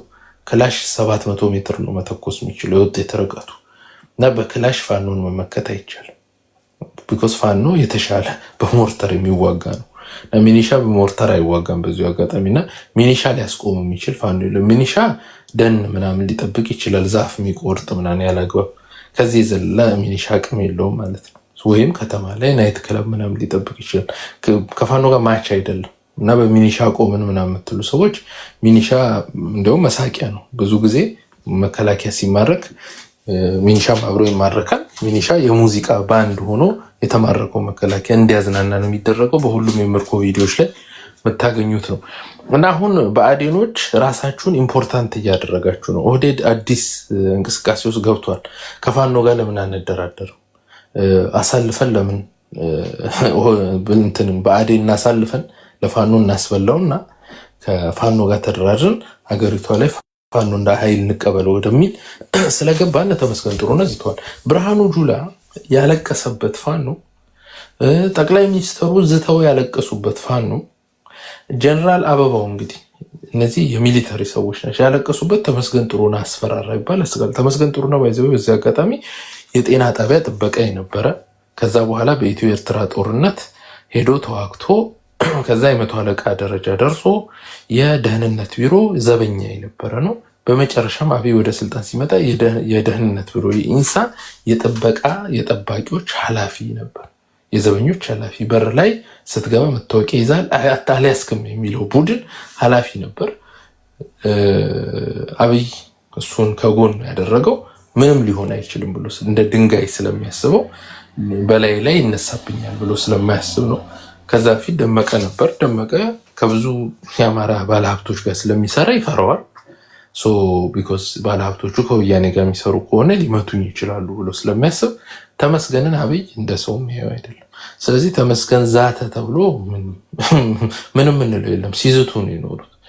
ሌላኛው ቅድም ከኤርትራ ጋር ይሰራሉ። ከኤርትራ ጋር አይ ቲንክ ብልጽግና የኤርትራን ኢሳያስ አፈወርቂን የኢትዮጵያ ደህንነት ቢሮ ውስጥ አስገብቶ ሲያሳይ የነበረ ነው። የዛሬ 2 ዓመት የነበረ ፍቅር የነበራችሁ የኤርትራን ባንዲራ ይዛችሁ እንግዲህ እዚህም ሲያወሩ የነበሩት በኖሞር ጊዜ የኤርትራን ባንዲራ ይዘው ሲያወለበሉ የኤርትራን ባንዲራ ይዘው እየተንሰቀሰቁ ሲያለቅሱ የነበሩ ሰዎች ናቸው። እናንተ ፍቅራችሁ ይበርዳል ይቀዘቅዛልና ይሞቃል ይቀዘቅዛልና ሌላውን መታችሁ ባንዳ ማለት አትችሉ። ኦኬ ኤርትራ እስካሁን ኦፊሻሊ በውጊያ ውስጥ አልተሳተፈችም። ኤርትራ ግን ትግራይና ብልጽግና ሲዋጋ ተዋግታለች እኮ። በውጊያ የጋበዛችሁት እኮ እናንተ ናችሁ። እንደው ይወራ ከተባለ ባንዳ ከተባለ እኮ የሀገራችሁ ህዝብ ጋር ውጊያ ሲደረግ የሌላን ሀገር ህዝብ ወይም የሌላ ሀገር ሰራዊት የጋበዛችሁት እናንተ ናችሁ። አንድ ፋኖ ከግብጽ ጋር ሊሰራ ነው ምናምን ተብሏል። እንዴ ግብጽና እስራኤል እኮ በጣም ጠላት ታሪካዊ ጠላት ተባብለው እኮ በካምፕ ዴቪድ ስምምነት እኮ ተስማምተው ዛሬ እፍ ያለ ፍቅር ውስጥ ያሉ ሚድል ኢስትን የሚያርበደብዱ ሀገራቶች ናቸው በጋራ። ግብጽና ኢትዮጵያም ነገ ወደዛን ተቀይረው ከሲና በረሃ እስከ ሱዳን፣ ከሱዳን እስከ ሚድል ኢስት ታችኛው እስከ ኤደን ባህረ ሰላጤ ድረስ እኮ ጠንካራ ኃይል ሊሆኑ ይችላሉ። ያ ደግሞ በር ክፍት ነው። ሁሌም አማራ ይሄን ሊያሳካው ይችላል። መቼም ሁሌም ከግብፅ ስጋት ኖሮ ከግብፅ እየተዋጋን እንደ እስራኤልና እንደ ፍልስጤም ልንኖር አንችልም። አማራው ከግብፅ ጋር የኢንጂነሪንግ ሶሉሽኖችን አድርጎ መልካም የሚባል ግንኙነት ፈጥሮ እስራኤልና ግብጾች የፈጠሩት አይነት አክሲስ መፍጠር እንችላለን። ያን እየተሰራበት ነው። በዚህ ውስጥ ግብፅ ይህን አክሲስ እንዳይፈጠር ባይዘወይ የአማራ ሴሜቲክ ነው። የግብፅ ሴሜቲክ ቋንቋ ተናጋሪ ህዝብ ነው። ምንድነው ከግብፅ ጋር እየሰራችሁበት ያላችሁት ነገር ምንድነው? አማራ የትኛውን ህዝብ ውሃ የማስጠማት አማራ ሳይሆን ፋኖ ብለህ ነገር ነው። አማራ ሳይሆን ሁሉም አማራ ያንተን ሀሳብ ስለማይገዛ ፋኖ እያልክ ነገር ነው። ፋኖ ይሄ ትርክት ነው ወይ? ግብፅ እንዲህ ናት፣ ጠላት ናት። ማይክ ክፍት ነው። ኦኬ ግብፅ ጠላታችን ናት፣ ታሪካዊ ጠላታችን ናት። ይሄ አሁን በእናንተ ውስጥ ያለ አስተሳሰብ ነው። ማይኩን ዝጋውና እኔ ልቀጥል። ባይ ዘ ዌይ ኢትዮጵያ ጳጳሶች ከግብፅ ታሾም ነበር፣ ታስመጣ ነበር። ኦኬ የኢትዮጵያ ኦርቶዶክስ ተዋህዶ ግብፅን በታሪካዊ ጠላትነት አያያትም። አማራ የኦርቶዶክስ ተዋህዶ አማኝ የእስልምና አማኝ ነው፣ ዶሚናንት። እነዚህ ሁለት እምነቶች የአማራ ማንነት ውስጥ ቦታ አላቸው። ኦኬ አማራ እና ግብፅ ታላላቅ ህዝቦች ናቸው፣ ነባር ህዝቦች ናቸው። በሁለቱ ህዝቦች መካከል ጠንካራ ግንኙነት እንዲፈጠር መሰራቱ አይቀርም። ተፈጥሮ ከሰሜን ምስራቅ አፍሪካ እስከ ምስራቅ አፍሪካ መካከል ያለውን ይህንን በጣም ሙቀት የበዛበትን ፖለቲካ ማብረድ ይቻላል። ይህን የብልጽግናው አመራር አብይ ጥረት አድርጓል፣ አልተሳካለትም። ሄዶ ውይይት አድርጓል። ምን ብሏል? የግብፅና የኢትዮጵያ ጉዳይ የሚጠናቀቀው በጦርነት ሳይሆን በውይይት በድርድር በሰላም ሰላማዊ በሆነ መፍትሄ ነው። ሰላማዊ በሆነ መፍትሄ ነው። በዚህ የሚከፋው ሰው ሊኖር ይችላል። ኦኬ ብልጽግና አብይ ሄዶ ሞክሮታል፣ አድርጎታል፣ ለምኗል ሳይቀር ሄዶ። ኦኬ አብይ ሲያደርገው ጽድቅ፣ ፋኖ ሲያደርገው ኃጢአት የሚሆን የለም። ፋኖ ውሃውም ከዛው ከኛው አካባቢ ነው፣ ከጎጃም የሚነሳ ነው። ከግብፅ ጋር ተወያይተን ለአንዴና ለመጨረሻ ጊዜ ግብፅንም ኢትዮጵያንም በማይጎዳ መልክ አንድ መፍትሄ እናመጣለን። ያ መፍትሄ ደግሞ የግብፅና የኢትዮጵያን ጠንካራ መፍትሄው ነገር ኢንጂነሪንግ ሶሉሽንስ ማለት ነው። ኢንጂነሪንግ ሶሉሽን ማለት የግብፅ ችግር የውሃ አለቃቀቅ ነው። ውሃ አለቃቀቅ ድራውት ባለው ሲዝን ወይም በድርቅ ጊዜ ውሃ ይቀንስብኛል የሚል ፍርሃት ነው ያላት። ያ ፍርሃት ደግሞ በኢንጂነሪንግ ሶሉሽንስ ከበቂ በላይ መፈታት ይችላል። ኦኬ በአገሮች መካከል የዝሙሉ የፓትሪዮቲዝም ጨዋታ ስለሚጫወት በግብፅም በኩል ውሃውን እንዴት ነኩ፣ በእኛም በኩል ውሃው ግብፅ ታሪካዊ ጠላት በሚል እንጂ አይደለም። በግብፅና በአንተ 2000 ምናምን ማይልስ ርቀት አለ። ከኬንያ ከሱዳን እና ከጅቡቲ ጋር የህዝብ ለህዝብ ግንኙነት ሳትፈጥር በተለየ ሁኔታ ከግብፅ ጋር ምን ሌቨሬጅ ስላለ ነው አላያንስ እንፈጥራለን የምትለው? የጋራ ሪሶርስ ስላለ ልጃችን ተመሳሳይ የጋራ ሪሶርስ ከሳሎነ የሚሄድ ውሃ ነው፣ የራስ ውሃ ነው። አንድ አይደለም ውሃው የለም። እንግዲህ የዓለም ላይ አንድ ህግ አለ በዚህ በውሃ ብቻ። አሁን ለምሳሌ ከሳሎነ የሚሄድ ውሃ ነው። ለምሳሌ አንተ አሁን ከሳሎነ ለምሳሌ አኪላ ከሳሎነ የሚፈልቅ ውሃ አለ፣ እኔን ያጠጣኛል። ከሳሎነ በሚሄድ ውሃ ፈላጭ ቆራጩ አንተ ነህ። እነሱ በዛ ደረጃ የማያስቡልህ አንተ በዚህ ደረጃ ግብጾች እንዳይጎዱ ብለህ እንድታስብ ያደረገ ምን ስላደረጉልህ ነው? ጥሩ ጥያቄ ነው። ባይዘወይ አንተ በምታስበው መልክ ዓለም አያስብም። ዩናይትድ ኔሽን ህግ አለው ስፔሲፊካሊ በውሃ ይሄ ኢንተር ካንትሪ ሲሆነ ወይም ሪጂናል ለሆነ ውሃ ላይ ህግ አለው ስፔሲፊክ የሆነ ህግ። ኢትዮጵያ የዩናይትድ ኔሽን ፈራሚ ሀገር ናት። ውሃ ከአንድ ሀገር ወደ አንድ ሀገር የሚሄድ ውሃ የኔ ነው ማለት አይችልም። ኢትዮጵያ የዚህ ውሃ ሜጀር ወይም ማጆሪቲ የሚባል ሼር አላት። ኦኬ ኢትዮጵያ የግብፅን ህዝብ ማስጠማት አትችልም። ይሄ ህግ አይፈቅድላትም። ማዕቀብ ነው የሚጣልብን። ኦኬ ይሄ መፍትሄ አለው፣ የሚያጣላም አይደለም። ከመጀመሪያው በእኛም በኩል መንግስታቶች በስልጣን ላይ ለመቆየት የሚጠቀሙባት የፖለቲካ ካርድ ነው። ይሄ መንግስቱ ኃይለማርያም የአባይ ውሃ ለምሳሌ የአባይ ውሃ ወደ ፍልስጤም ወደ እስራኤል ድረስ ይሄዳል። ግብፅ ለምንድን ነው ግድብ የገነባቸው? እንደዛ ከሆነ ሌሎችን ውሃው ለምን አትለቀውም? አስዋን ግድብ ለምን ገነባች? የሚያሳዝን መልኩ አይሄድም። ወደ እስራኤልም ወደ ፍልስጤም አይሄድም። ወደ እስራኤል ይሄዳሉ። አይሄድም። እስራኤል የሚሄደው ከግብፅ በትቦ ነው። የግብፅ ውሃ መጨረሻው እስከ እስራኤል ድረስ ይሄዳል። ግን ወደ እስራኤል የሚገባው ከግብፅ ከአስዋን ዳም ጀምሮ ለምሳሌ አስዋን ዳምን ገንብተዋል። በወንዝነት አይደለም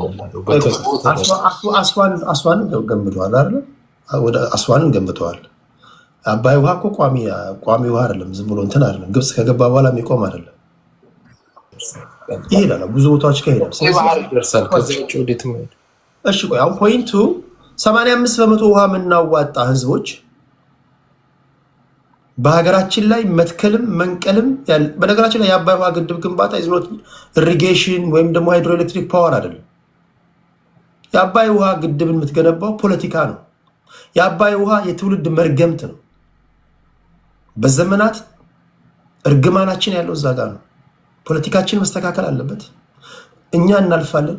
ከግብፅ ጋር ምንም አይነት የሚያገናኘን ነገር ሊኖር አይገባም። ታሪካዊ ጠላታችን ናት። ፔሬድ ሁሉም ፖለቲከኛ ልናስምርበት የሚገባ ነገር ነው ይመስለኝ። እነሱ በእኛ ደረጃ ማይራሩልን ከሆነ የእኛ ለእነሱ መራራት ምንድን ነው? ውሃ እንለቅላቸዋለን። ኦፍኮርስ ሃይድሮኤሌክትሪክ ፓወር ካመነጨን በኋላ ውሃ ይሄዳል። ውሃው ልንገድበው አንችልም። ግን ማናጅመንት ውስጥ ገብተው ምን ያህል ውሃ መልቀቅ እንዳለብን፣ ምን ያህል ውሃ መልቀቅ እንደሌለብን ከሃይማኖት ጋር ካለን ትስስር ምናምን ብለን በዚህ ደረጃ እንስፍስፍ የምንልላቸው ለምንድን ነው? እያመሱን ያው በፕሮክሲ ዋር እየተዋጉ ከሻቢያ ጋር እየመጣ ታጣቂ ኃይል እየደገፉ እንደ ሀገር እንዳንቆም እያደረጉን አንድ የፖለቲካ ፓርቲ ኃይል እንደውም በዚህ ጉዳይ ላይ ሁላችሁም ድምፃቸው አንድ ሊሆን ሲገባ ኦኬ ለግብፅ ይሄን ትሰጣታለህ፣ በምላሹ ግብፅ ምንድን ነው የምትሰጥህ? ቴዲ ልመልሰው ጥያቄውን። ሉክ ባይዘዌ አንተ አሁን ያነሳኸው በኢትዮጵያ የፖለቲካ መሪዎች ስልጣናቸው ሲዳከም የሚስቡት ካርድ ነው። ኦኬ ግብፅና ኢትዮጵያ ለምሳሌ አፄ ዮሐንስ የግብፅን ሰራዊት ከሱዳን ውስጥ ተከቦ ባለ ሰዓት ነፃ አውጥቷቸዋል። ኦኬ በአሉላ አባ ነጋ ማለት ነው። ዩጌትሚ ኢትዮጵያና ግብፅ የጋራ ሼር የሚያደርጉት ሪሶርስ አለ። ባይዘዌ ኢት ኢንክሉድስ ሱዳንንም ይጨምራል። ይሄ ሪሶርስ በአግባቡ ምን አልከኝ? ተፈራረሙ ያልከው ምንድን ነው? ስለ አፄ ዮሐንስ ያነሳሁትን ነው ወይስ ተፈራረሙ ያልከው ማናቸው የተፈራረሙት? አልሰማሁም። እሱ ስለመፈራረም አላወራሁም። ተፈራረሙ ያልከው ግብፅ እና ኢትዮጵያ የጋራ ውሃ አላቸው። ሼሩ አንዱ ትልቅ አንዱ ትንሽ ሊሆን ይችላል። ይሄ መፍትሄ ያለው የጋራ የምትለው እኔም ማዋጣው አንተ የምታዋጣው ነገር ሲኖረዋል ኮመን የሆነ ነገር አለን የምንለው ቴዲ ምን አለ መሰለህ የዩናይትድ አሁን የጋራ ነው ሀገሬን የጋራ የምትለው 85% ውሃ የምሰጠው እኔ ነኝ። ግብፅ ለአባይ ግድብ ወይም ደግሞ ለናይል የምታዋጣው ምንድን ነው? እስኪ ንገረኝ። የምታዋጣው ውሃ ለግብፅ የዓለም አቀፍ ተፋሰስ ውሃዎች ዩናይትድ ኔሽን ለብቻቸው ቻርተር አጽድቋል። የንዛ ቻርተር ኢትዮጵያ ፈራሚ አገር ናት። ዩናይትድ ኔሽን ሪኮግናይዝ ሲያደርግ የሚያስፈርም የሁማን ራይትስ ህግ፣ የውሃ ህግ፣ የምን ህጎች አሉ። እሱን ተስማምታ ፈርማለች። ስትስማማ እንደ ሀገር ሪኮግናይዝ ያደርጋል። ሌላ ሰው ሲነካ ሶቨርኒቲን ይጠብቅላል። ጌትሚ በዚህ ግብፅ ባለቤት ነች። በዚህ በተፋሰስ ህግ ግብፅ ባለቤት ያደርጋል። የተፋሰስ ህግ ማለት ውሃ በሚፈስባቸው ሀገራት በጋራ ተስማምታችሁ ባይዘው አሁን ላልከው ለምሳሌ ግድብ ስትሰራ በአፈሳሰሱ ጉዳይ የጋራ ኮሚቴ ተቋቁሞ 2 ኮሚቴ ነው የምታቋቁሙ። አንድ የተፋሰስ ሀገራት የጋራ ኮሚቴ ያቋቁማሉ። ሁለተኛው ዩናይትድ ኔሽን ሞኒተር የሚያደርገው ሁለተኛ ኮሚቴ አለ። ሁለቱ በጋራ ይሰራሉ ነው የሚለው ህጉ።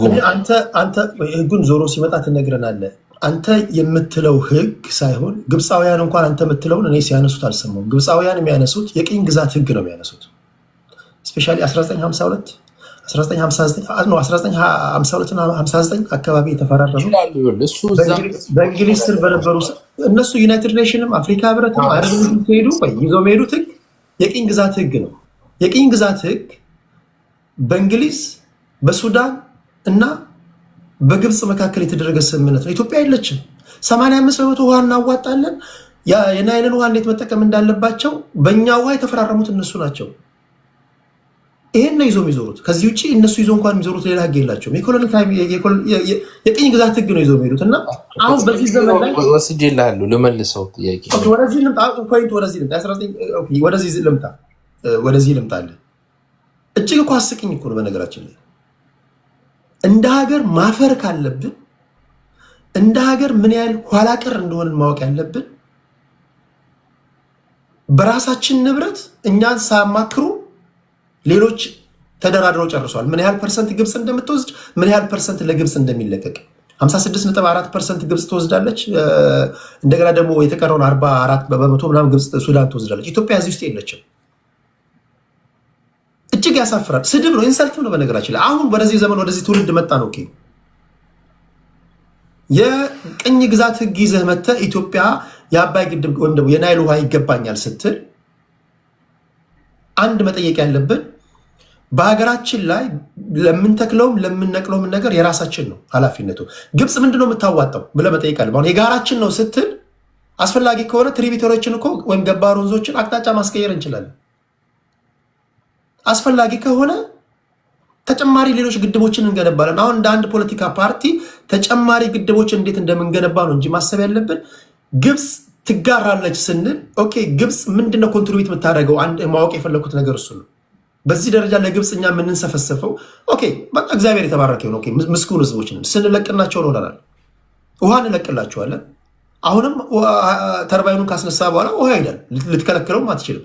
ግን በዚህ ደረጃ እጃችንን እስኪጠመዝዙ ድረስ ማናጅመንት ውስጥ እንግባ፣ ውሃ አለቃቀቁ ላይ ጀስት እዛው ላይ ሆነን እንወስን፣ ሌላ ግድቦች እንዳንሰራ በፕሮክሲ ቢዚ እናርጋቸው ሲሉ በዚህ ደረጃ እንስፍስፍ የሚል ልብ ያሳየናቸው ለምንድን ነው? እንደ አንድ ፖለቲከኛ ነው እየጠየኳቸው ነው። ምን አይታችሁ ነው? ፈርታችሁ ነው?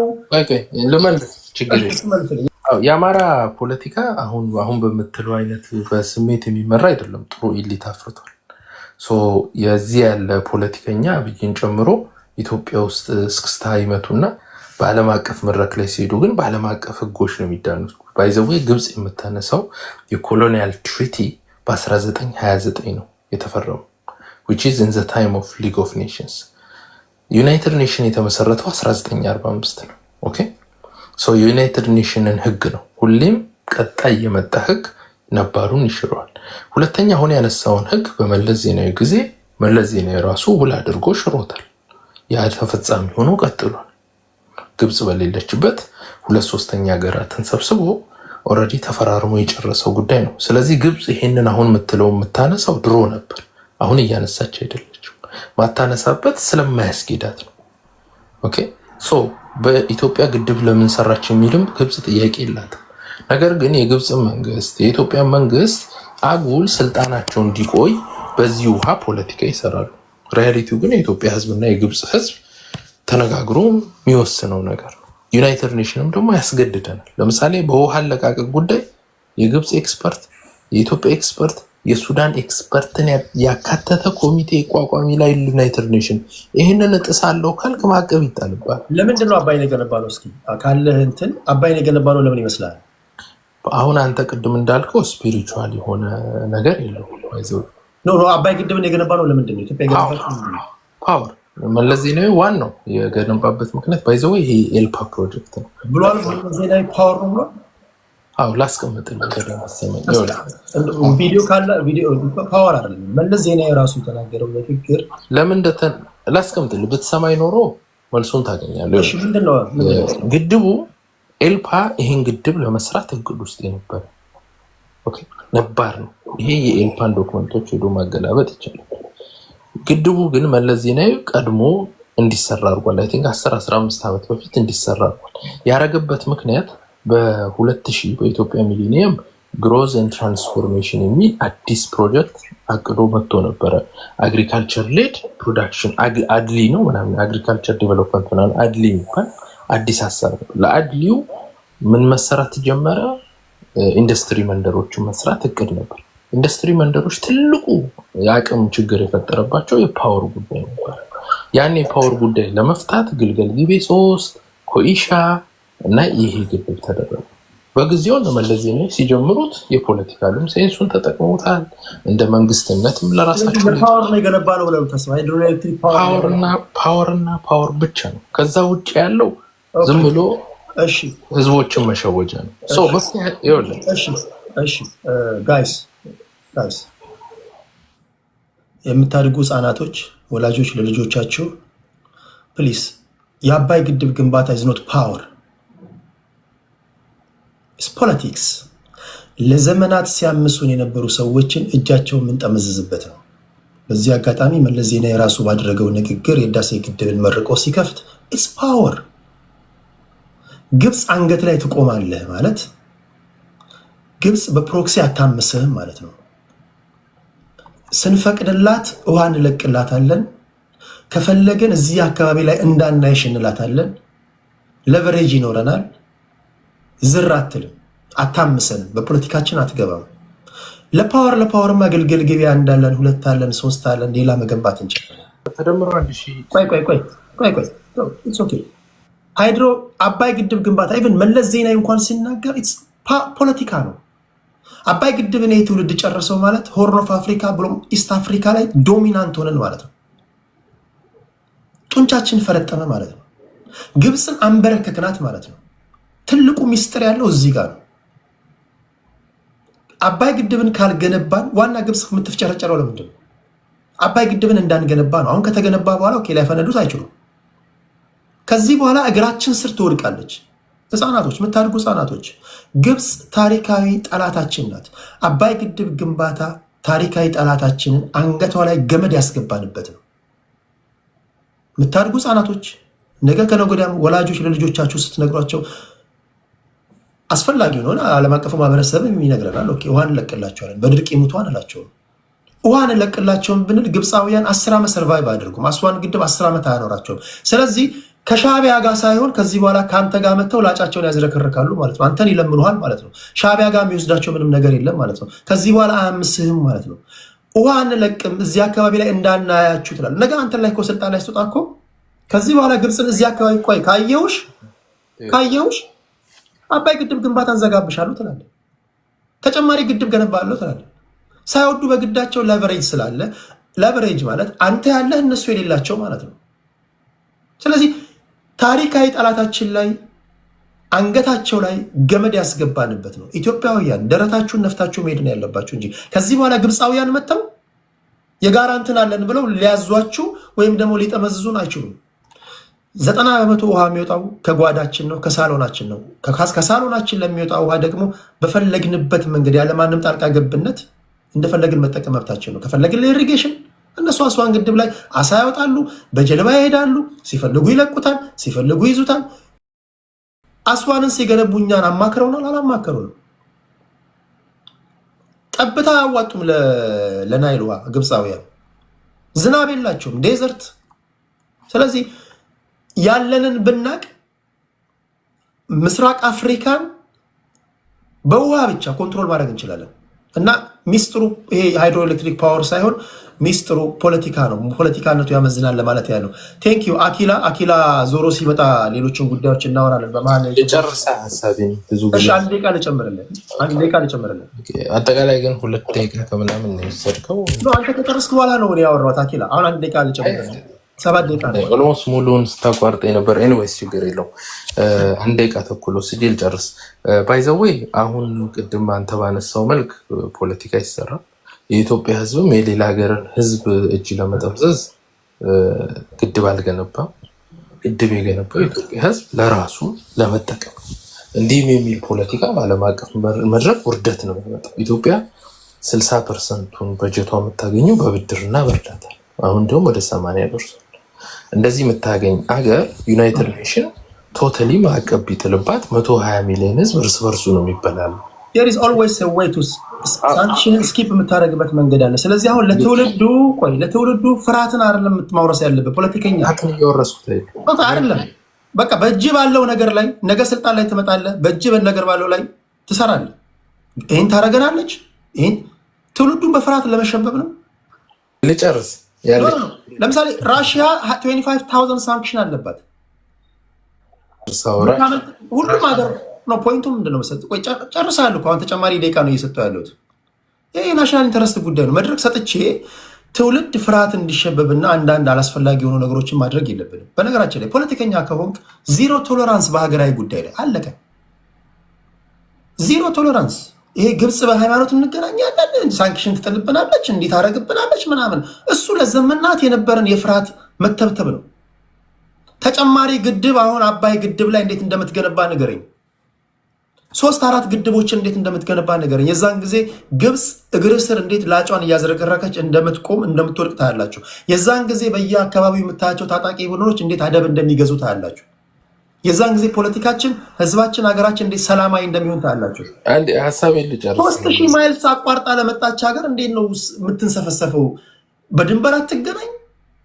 ምንድነው ሼር የምታደርገው ነገር?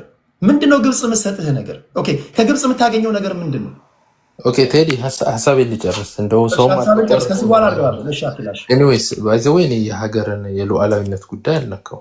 ኦኬ እኔ እንደ መንግስቱ ኃይለማርያም አላስብም፣ እንደ አፄ ምኒልክ ግን አስባለሁ። በአጋጣሚ ሆኖ የወጣሁበት ማህበረሰብ በፖለቲካ በጣም ጥበበኛ ከሆነ ማህበረሰብ ነው የወጣሁት። በመስል አላም አፄ ኃይለሥላሴ አፄ ምኒልክ ከወጡበት የአማራ ማህበረሰብ ስለወጣሁኝ ጭንቅላትን እጠቀማለሁ። ኦኬ እውቀትን እጠቀማለሁ። የዓለምን ህግ አነባለሁ። ሶ የግብፅና የኢትዮጵያ እስራኤልና ግብፅ ተስማምተው ፓወርፉል ወደ መሆን ከመጡ ግብፅና ኢትዮጵያም ተስማምተው መቀጠል ይችላሉ። እኛ ግድቡን እንደ ዌፐንስ ከተጠቀምን ድረስ ግብጾች ማጥቃታቸውን አያውቁም። አንገታቸው ላይ ስቆም አንገት ላይ ይቆማሉ። ያን አይነት ኤንቫይሮንመንት በዙሪያችን አንፈጥርም። አንገቴ ላይ እንዴት እንደሚቆሙ ነገር ወይ እንዴ ችግር የለውም። ያጠቃዋል ስትል እስኪ ንገረኝ። ከግብፅ ጋር ተጣላ ማለት ከእስራኤል ጋር ተጣላለ፣ ከአሜሪካ ጋር ተጣላ ማለት ነው። ኦኬ መጨረሻ ላይ ከአሜሪካ ጋር የምትጣላ ከሆነ እንዳለ አይኤምኤፍም ወርልድ ባንክም በሙሉ የገንዘብ እጥረት ያመጣል። እጃችን ላይ ያዝነው 120 ሚሊዮን እና ስንገነባ ግድቡ ነው የተነበሩ። ቆይ አንዴ የኢትዮጵያ ቆይ አንዴ ችግር የለባቸውም ከግድቡ ጋር ፕሮፓጋንዳውን ከግድቡ ጋር ኢሹ ኖሯቸው አያውቅም። ከውሃው ቢችሉ ገና መሰረት ድንጋይ ስትተክል ኢትዮጵያ የስንት ቀን ገንዘብ እንዳላት ታውቃለህ? ኢትዮጵያ የስንት ቀን በጀት እንዳላት ታውቃለህ? የ14 ቀን በጀት። አሁን ግድቡን ገነባን ጨረስክ። ግብፃውያን ምንድን ነው የሚያመጡት? ያፈንዱታል። አንዴ ኢትዮጵያ ከኢንተርናሽናል ኮሚኒቲው ገንዘብ ማግኘት ለ14 ቀን ብታቆም ከ14 ቀን በኋላ ኢትዮጵያ ገንዘብ አይኖራትም።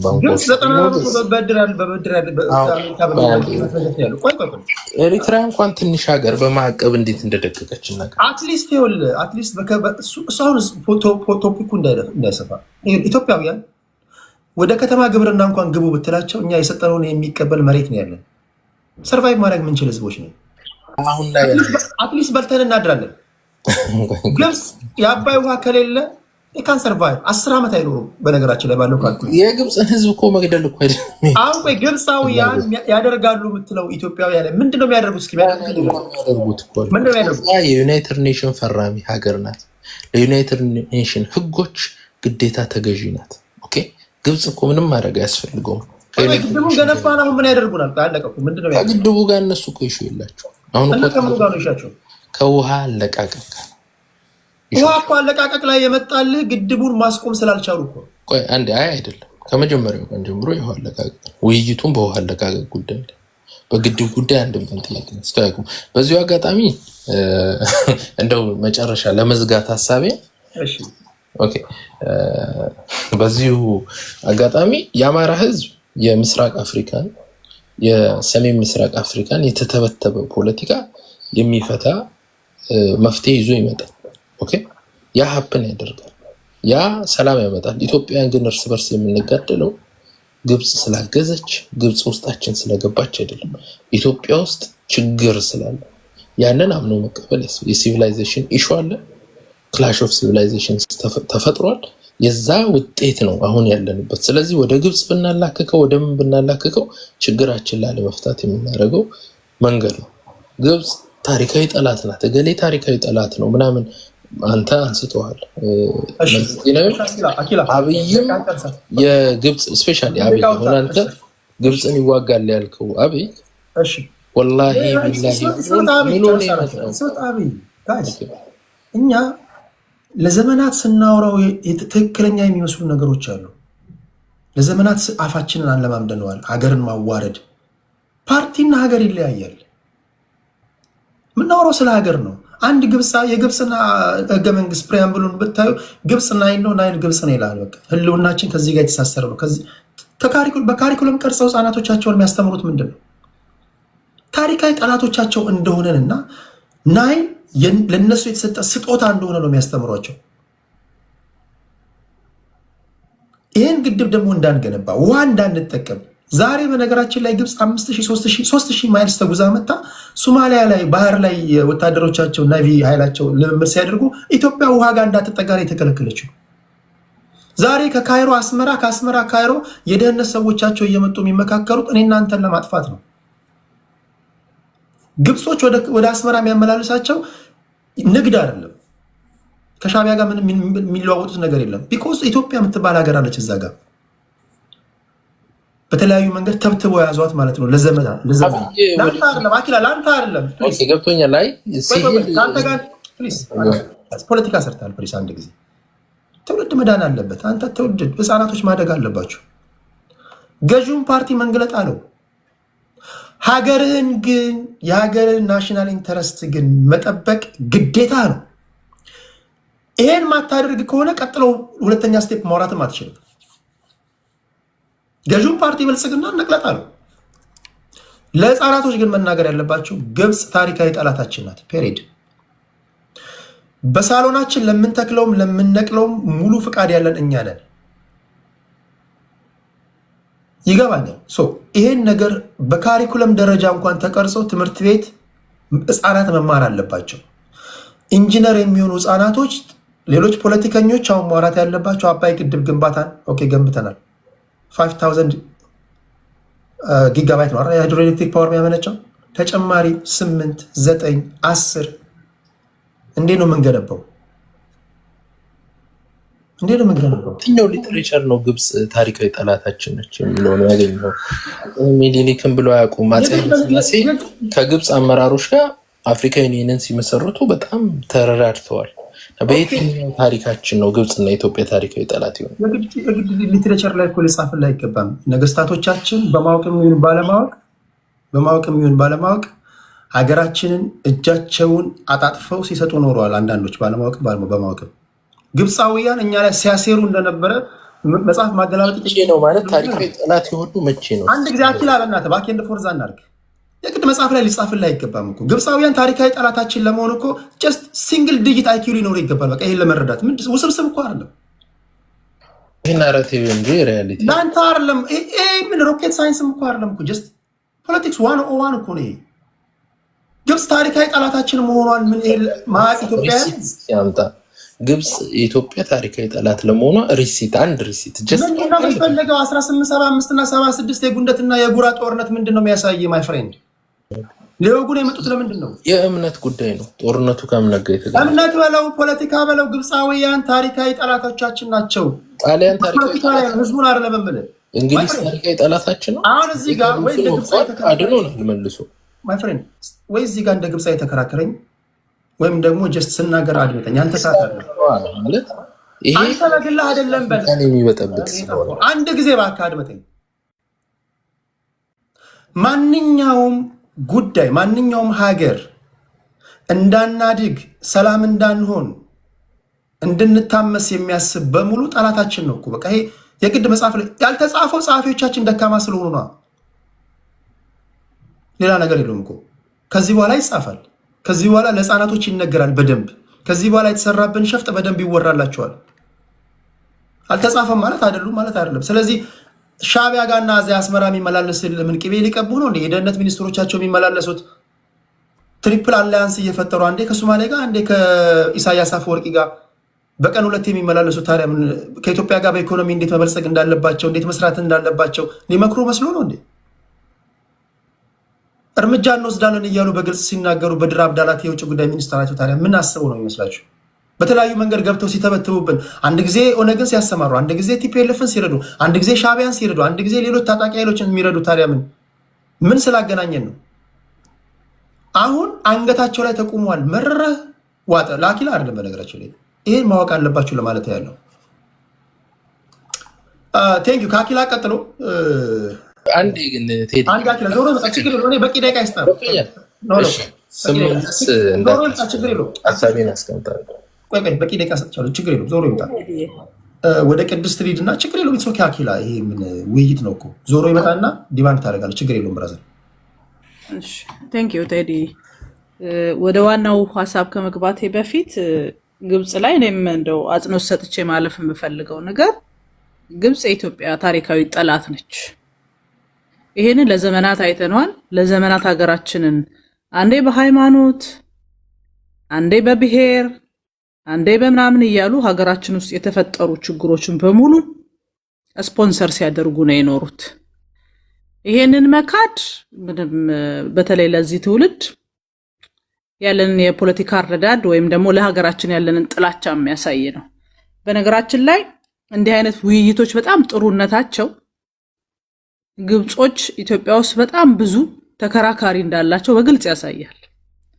እና ግብፃውያን ብዙ ስለ ኢትዮጵያ እንትን እያሉ መድከም የለባቸውም። ብዙ እኛ ውስጥ በደንብ እንዳበቀሉ እና በደንብ ስራቸው ፍሬ እንዳፈራ የምናይበት ነውና ጥሩ ነው። እንዲህ አይነት ውይይቶች ጠላት ነች፣ በደንብ ጠላት ነች። ያላደረገችን ነገር የለም። ስለዚህ በተለይ የህዳሴውን ግድብ አቃሎ እንደ ተራ ያንድ የኤልፓ ፕሮጀክት ነው ምናምን ብሎ ብዙ ኢትዮጵያውያን የደከሙበትን የለፉበትን ህዳሴ ግድብ ሲገነባ የደም ዋጋ ነው የተከፈለበት። ሰዎች ሞተዋል። ይሄንን ሁሉ ነገር እንደ ተራ ፕሮጀክት አይቶ ለማለፍ መሞከር ትክክል ነው እኔ ብዬ አላምንም። ሀገሪቷ አትቺም፣ አንረዳሽም፣ አንድም እርዳታ አንሰጥሽም ተብላ ህዝቧን አስተባብራ የሰራችውን ኢትዮጵያውያን አትችሉም ከሚል መንፈስ የወጡበትን ፕሮጀክት ልክ እንደ ግብጾች ሆኖ ማለት ነው። ልክ እንደ ግብጾች ይሄ ተራ የኤልፓ ፕሮጀክት ነው ብሎ ለማጣጣል መሞከር በብዙ የደከሙትን ያልተማሩትን በባዶ እግራቸው እየሄዱ መቀነታቸውን የፈቱትን እናቶች ልፋት ከንቱ ወደ ከንቱ እንትንነት መውሰድ ነውና እዚህ ላይ ትንሽ ብንጠነቀቅ ጥሩ ነው። የጊዜያዊ ፖለቲካ ያልፋል። ይሄ ለትውልድ የሚቀመጥ ነው። በሀገር ዘላቂ ጥቅምና በሀገራችን በተሰሩ መልካም ስራዎች ላይ የግድ መንግስትን ስለምንጠላው ብቻ ሁሉንም ስራ ቆሽሾ መሄድ እኔ ይሄ ኢትዮጵያዊነት ነው ብዬ አላስብም። ለዛ ነው አንዳንድ ሰዎች ላይ ብዙ ጊዜ ሐሳቦች ሲነሱ የምር እነዚህ ሰዎች ኢትዮጵያውያን ናቸው የሚል ጥያቄ የሚያስነሳውና ብዙ ሰዎችም ደጋግሞ ሲያነሷቸው የሚቆዩትና እነዚህ ውይይቶች ጥሩ ናቸው። ምን እንደሆነ በደንብ የምናይበት ነው። ወደ ዋናው እንትን ስመለስ የአማራ ክልሉን ጦርነትና አሁን መንግስት ማረክ ያለው እያለ ያመጣቸውን ነገሮች ማየት ፈልጋለሁ። የአማራ ክልሉ ጦርነት እንግዲህ በመከላከያውም ይሁን በፋኖ ኃይሎች መካከል እየተደረጉ ያሉ ጦርነት የእርስ በርስ ጦርነት ነው። በዚህ ጦርነት ውስጥ ማንም አሸናፊ ማንም ተሸናፊ የለም። ወንድም ወንድሙን የሚገልበት በጣም አደገኛ ጦርነት ነው እየተካሄደ ያለው። በዚህ ጦርነት ውስጥ የሚያስጨፍር የሚያስደነፋ ነገር የለም። ጦርነቱ እየተካሄደ ያለው የአማራ ህዝብ የሚኖርበት አካባቢ ነው። በጦርነቱ እየወደመ ያለው የአማራ ህዝብ ለዘመናት ለፍቶ ያፈራው ተቋም ነው እየወደመ ያለው። ስለዚህ እዚህ አካባቢ ላይ ጦርነቱን እያደረግን እኛ ገለናል እኛ ማርከናል እያልን የምናወራው ፖለቲካ ብዙ የትም የማያደርስ በጣም ጎበዝ ጀግና የሚያስብል አይደለም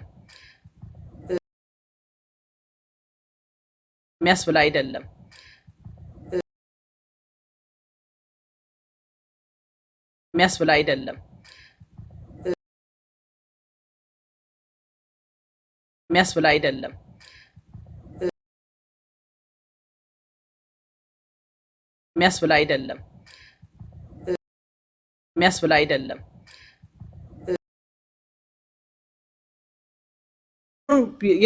አሸንፈናል በልጠናል ብሎ ሲያስቡ ፎቶ አንስተው ቪዲዮ ቀርጸው ምናምን ሲያመጡ እናያለን። አንደኛ ደጋፊዎቻቸውን ለማስደሰት ነው። ሁለተኛ እኔ የፖለቲካ ብስለትም ነው ብዬ አላስብም። አዘኢንድ ለምሳሌ ከዚህ በፊት የታዩ ወታደሮች ነበሩ፣ ከዛ በኋላ ተረሸኑ የሚል ነገር መጣ ማለት ነው። ይሄ ጦርነት ሲያበቃ ተጠያቂነት አለ። ተጠያቂነት ሲመጣ ራስህ እየቀረጽክ ራስህ ቪዲዮ ምናምን አድርገህ የምትለቃቸው ነገሮች ነገ ራስ ማስረጃ ናቸው። ይሄ የፖለቲካ ብስለት ማነስ ነው። ከዛ ደግሞ እዚህ በጣም መንጋ ስላለ መንጋውን ለማስደሰት ይሄን ያህል ማርከናል፣ ይሄን ያህል እንትን እያደረግን ነው፣ ከዛ ደግሞ የዚህን ጦርነት የበላይነት ወስደናል የሚል አይነት ነገር ነው እየመጣ ያለው። ይሄ በኋላ ኋላ በጣም ዋጋ የሚያስከፍልና ሌላ መረጃ ፍለጋ የማይኬድባቸው አይነት ነገሮች ነው የማየው። እኔ ቅድም በጣም ብዙ ነገር ሲነሳ ነበረ። የዚህ ጦርነት መነሻው እኔ ሁልጊዜ የመንግስት ድክመት ነው ብዬ ነው ማምነው። መንግስት በትክክል ማድረግ የነበረበትን በተለይ አማራ ክልል ላይ የተነሱትን ጦርነቶች ፖለቲካውን በስነ ስርዓት መወጣት ስላልቻለ እንዲህ አይነት ምስቅልቅል ውስጥ አስገብቶናል ብዬ አስባለሁ። እና ቅድም ሲነሱ የነበሩ ነገሮችን እየሰማው ነበር። በተለይ የአማራ ብሔርተኛ በኩል የተነሱ ነገሮች መንግስት ሚዲያውን ዘግቷል፣ አክቲቪስቶቹን አስሯል። ኢትዮጵያ ውስጥ ያሉ ፖለቲካ ፓርቲዎች በስነ ስርዓት ተዘዋውረው ፖለቲካ መስራት አይችሉም፣ ምህዳሩ ዝግ ነው። ይሄ ለሁሉም ሰው ያልተደበቀ ነው። ግን ወደኋላ ሄድ ብሎ ደግሞ ማየት በጣም አስፈላጊ ነው ብዬ አምናለሁ። አንዳንዴ ሀገር ውስጥ ያለውን ነገር በደንብ ማየት ዝም ብሎ ከዕለት በዕለት እየተፈጠሩ ያሉ ነገሮችን ብቻ አንስቶ ሄዶ አንድን ወገን ብቻ ብሌም ማድረግ ትክክል ነው ብዬ አላስብም። ለምሳሌ ለውጥ እንደመጣ አካባቢ ሁሉም ፓርቲዎች የየአካባቢያቸው ንጉሶች ነበሩ። በምሳሌነት ኦሮሚያ ክልል ያለውን ነገር ላንሳ። ኦሮሚያ ክልል ኦፌኮ እና ኦነግ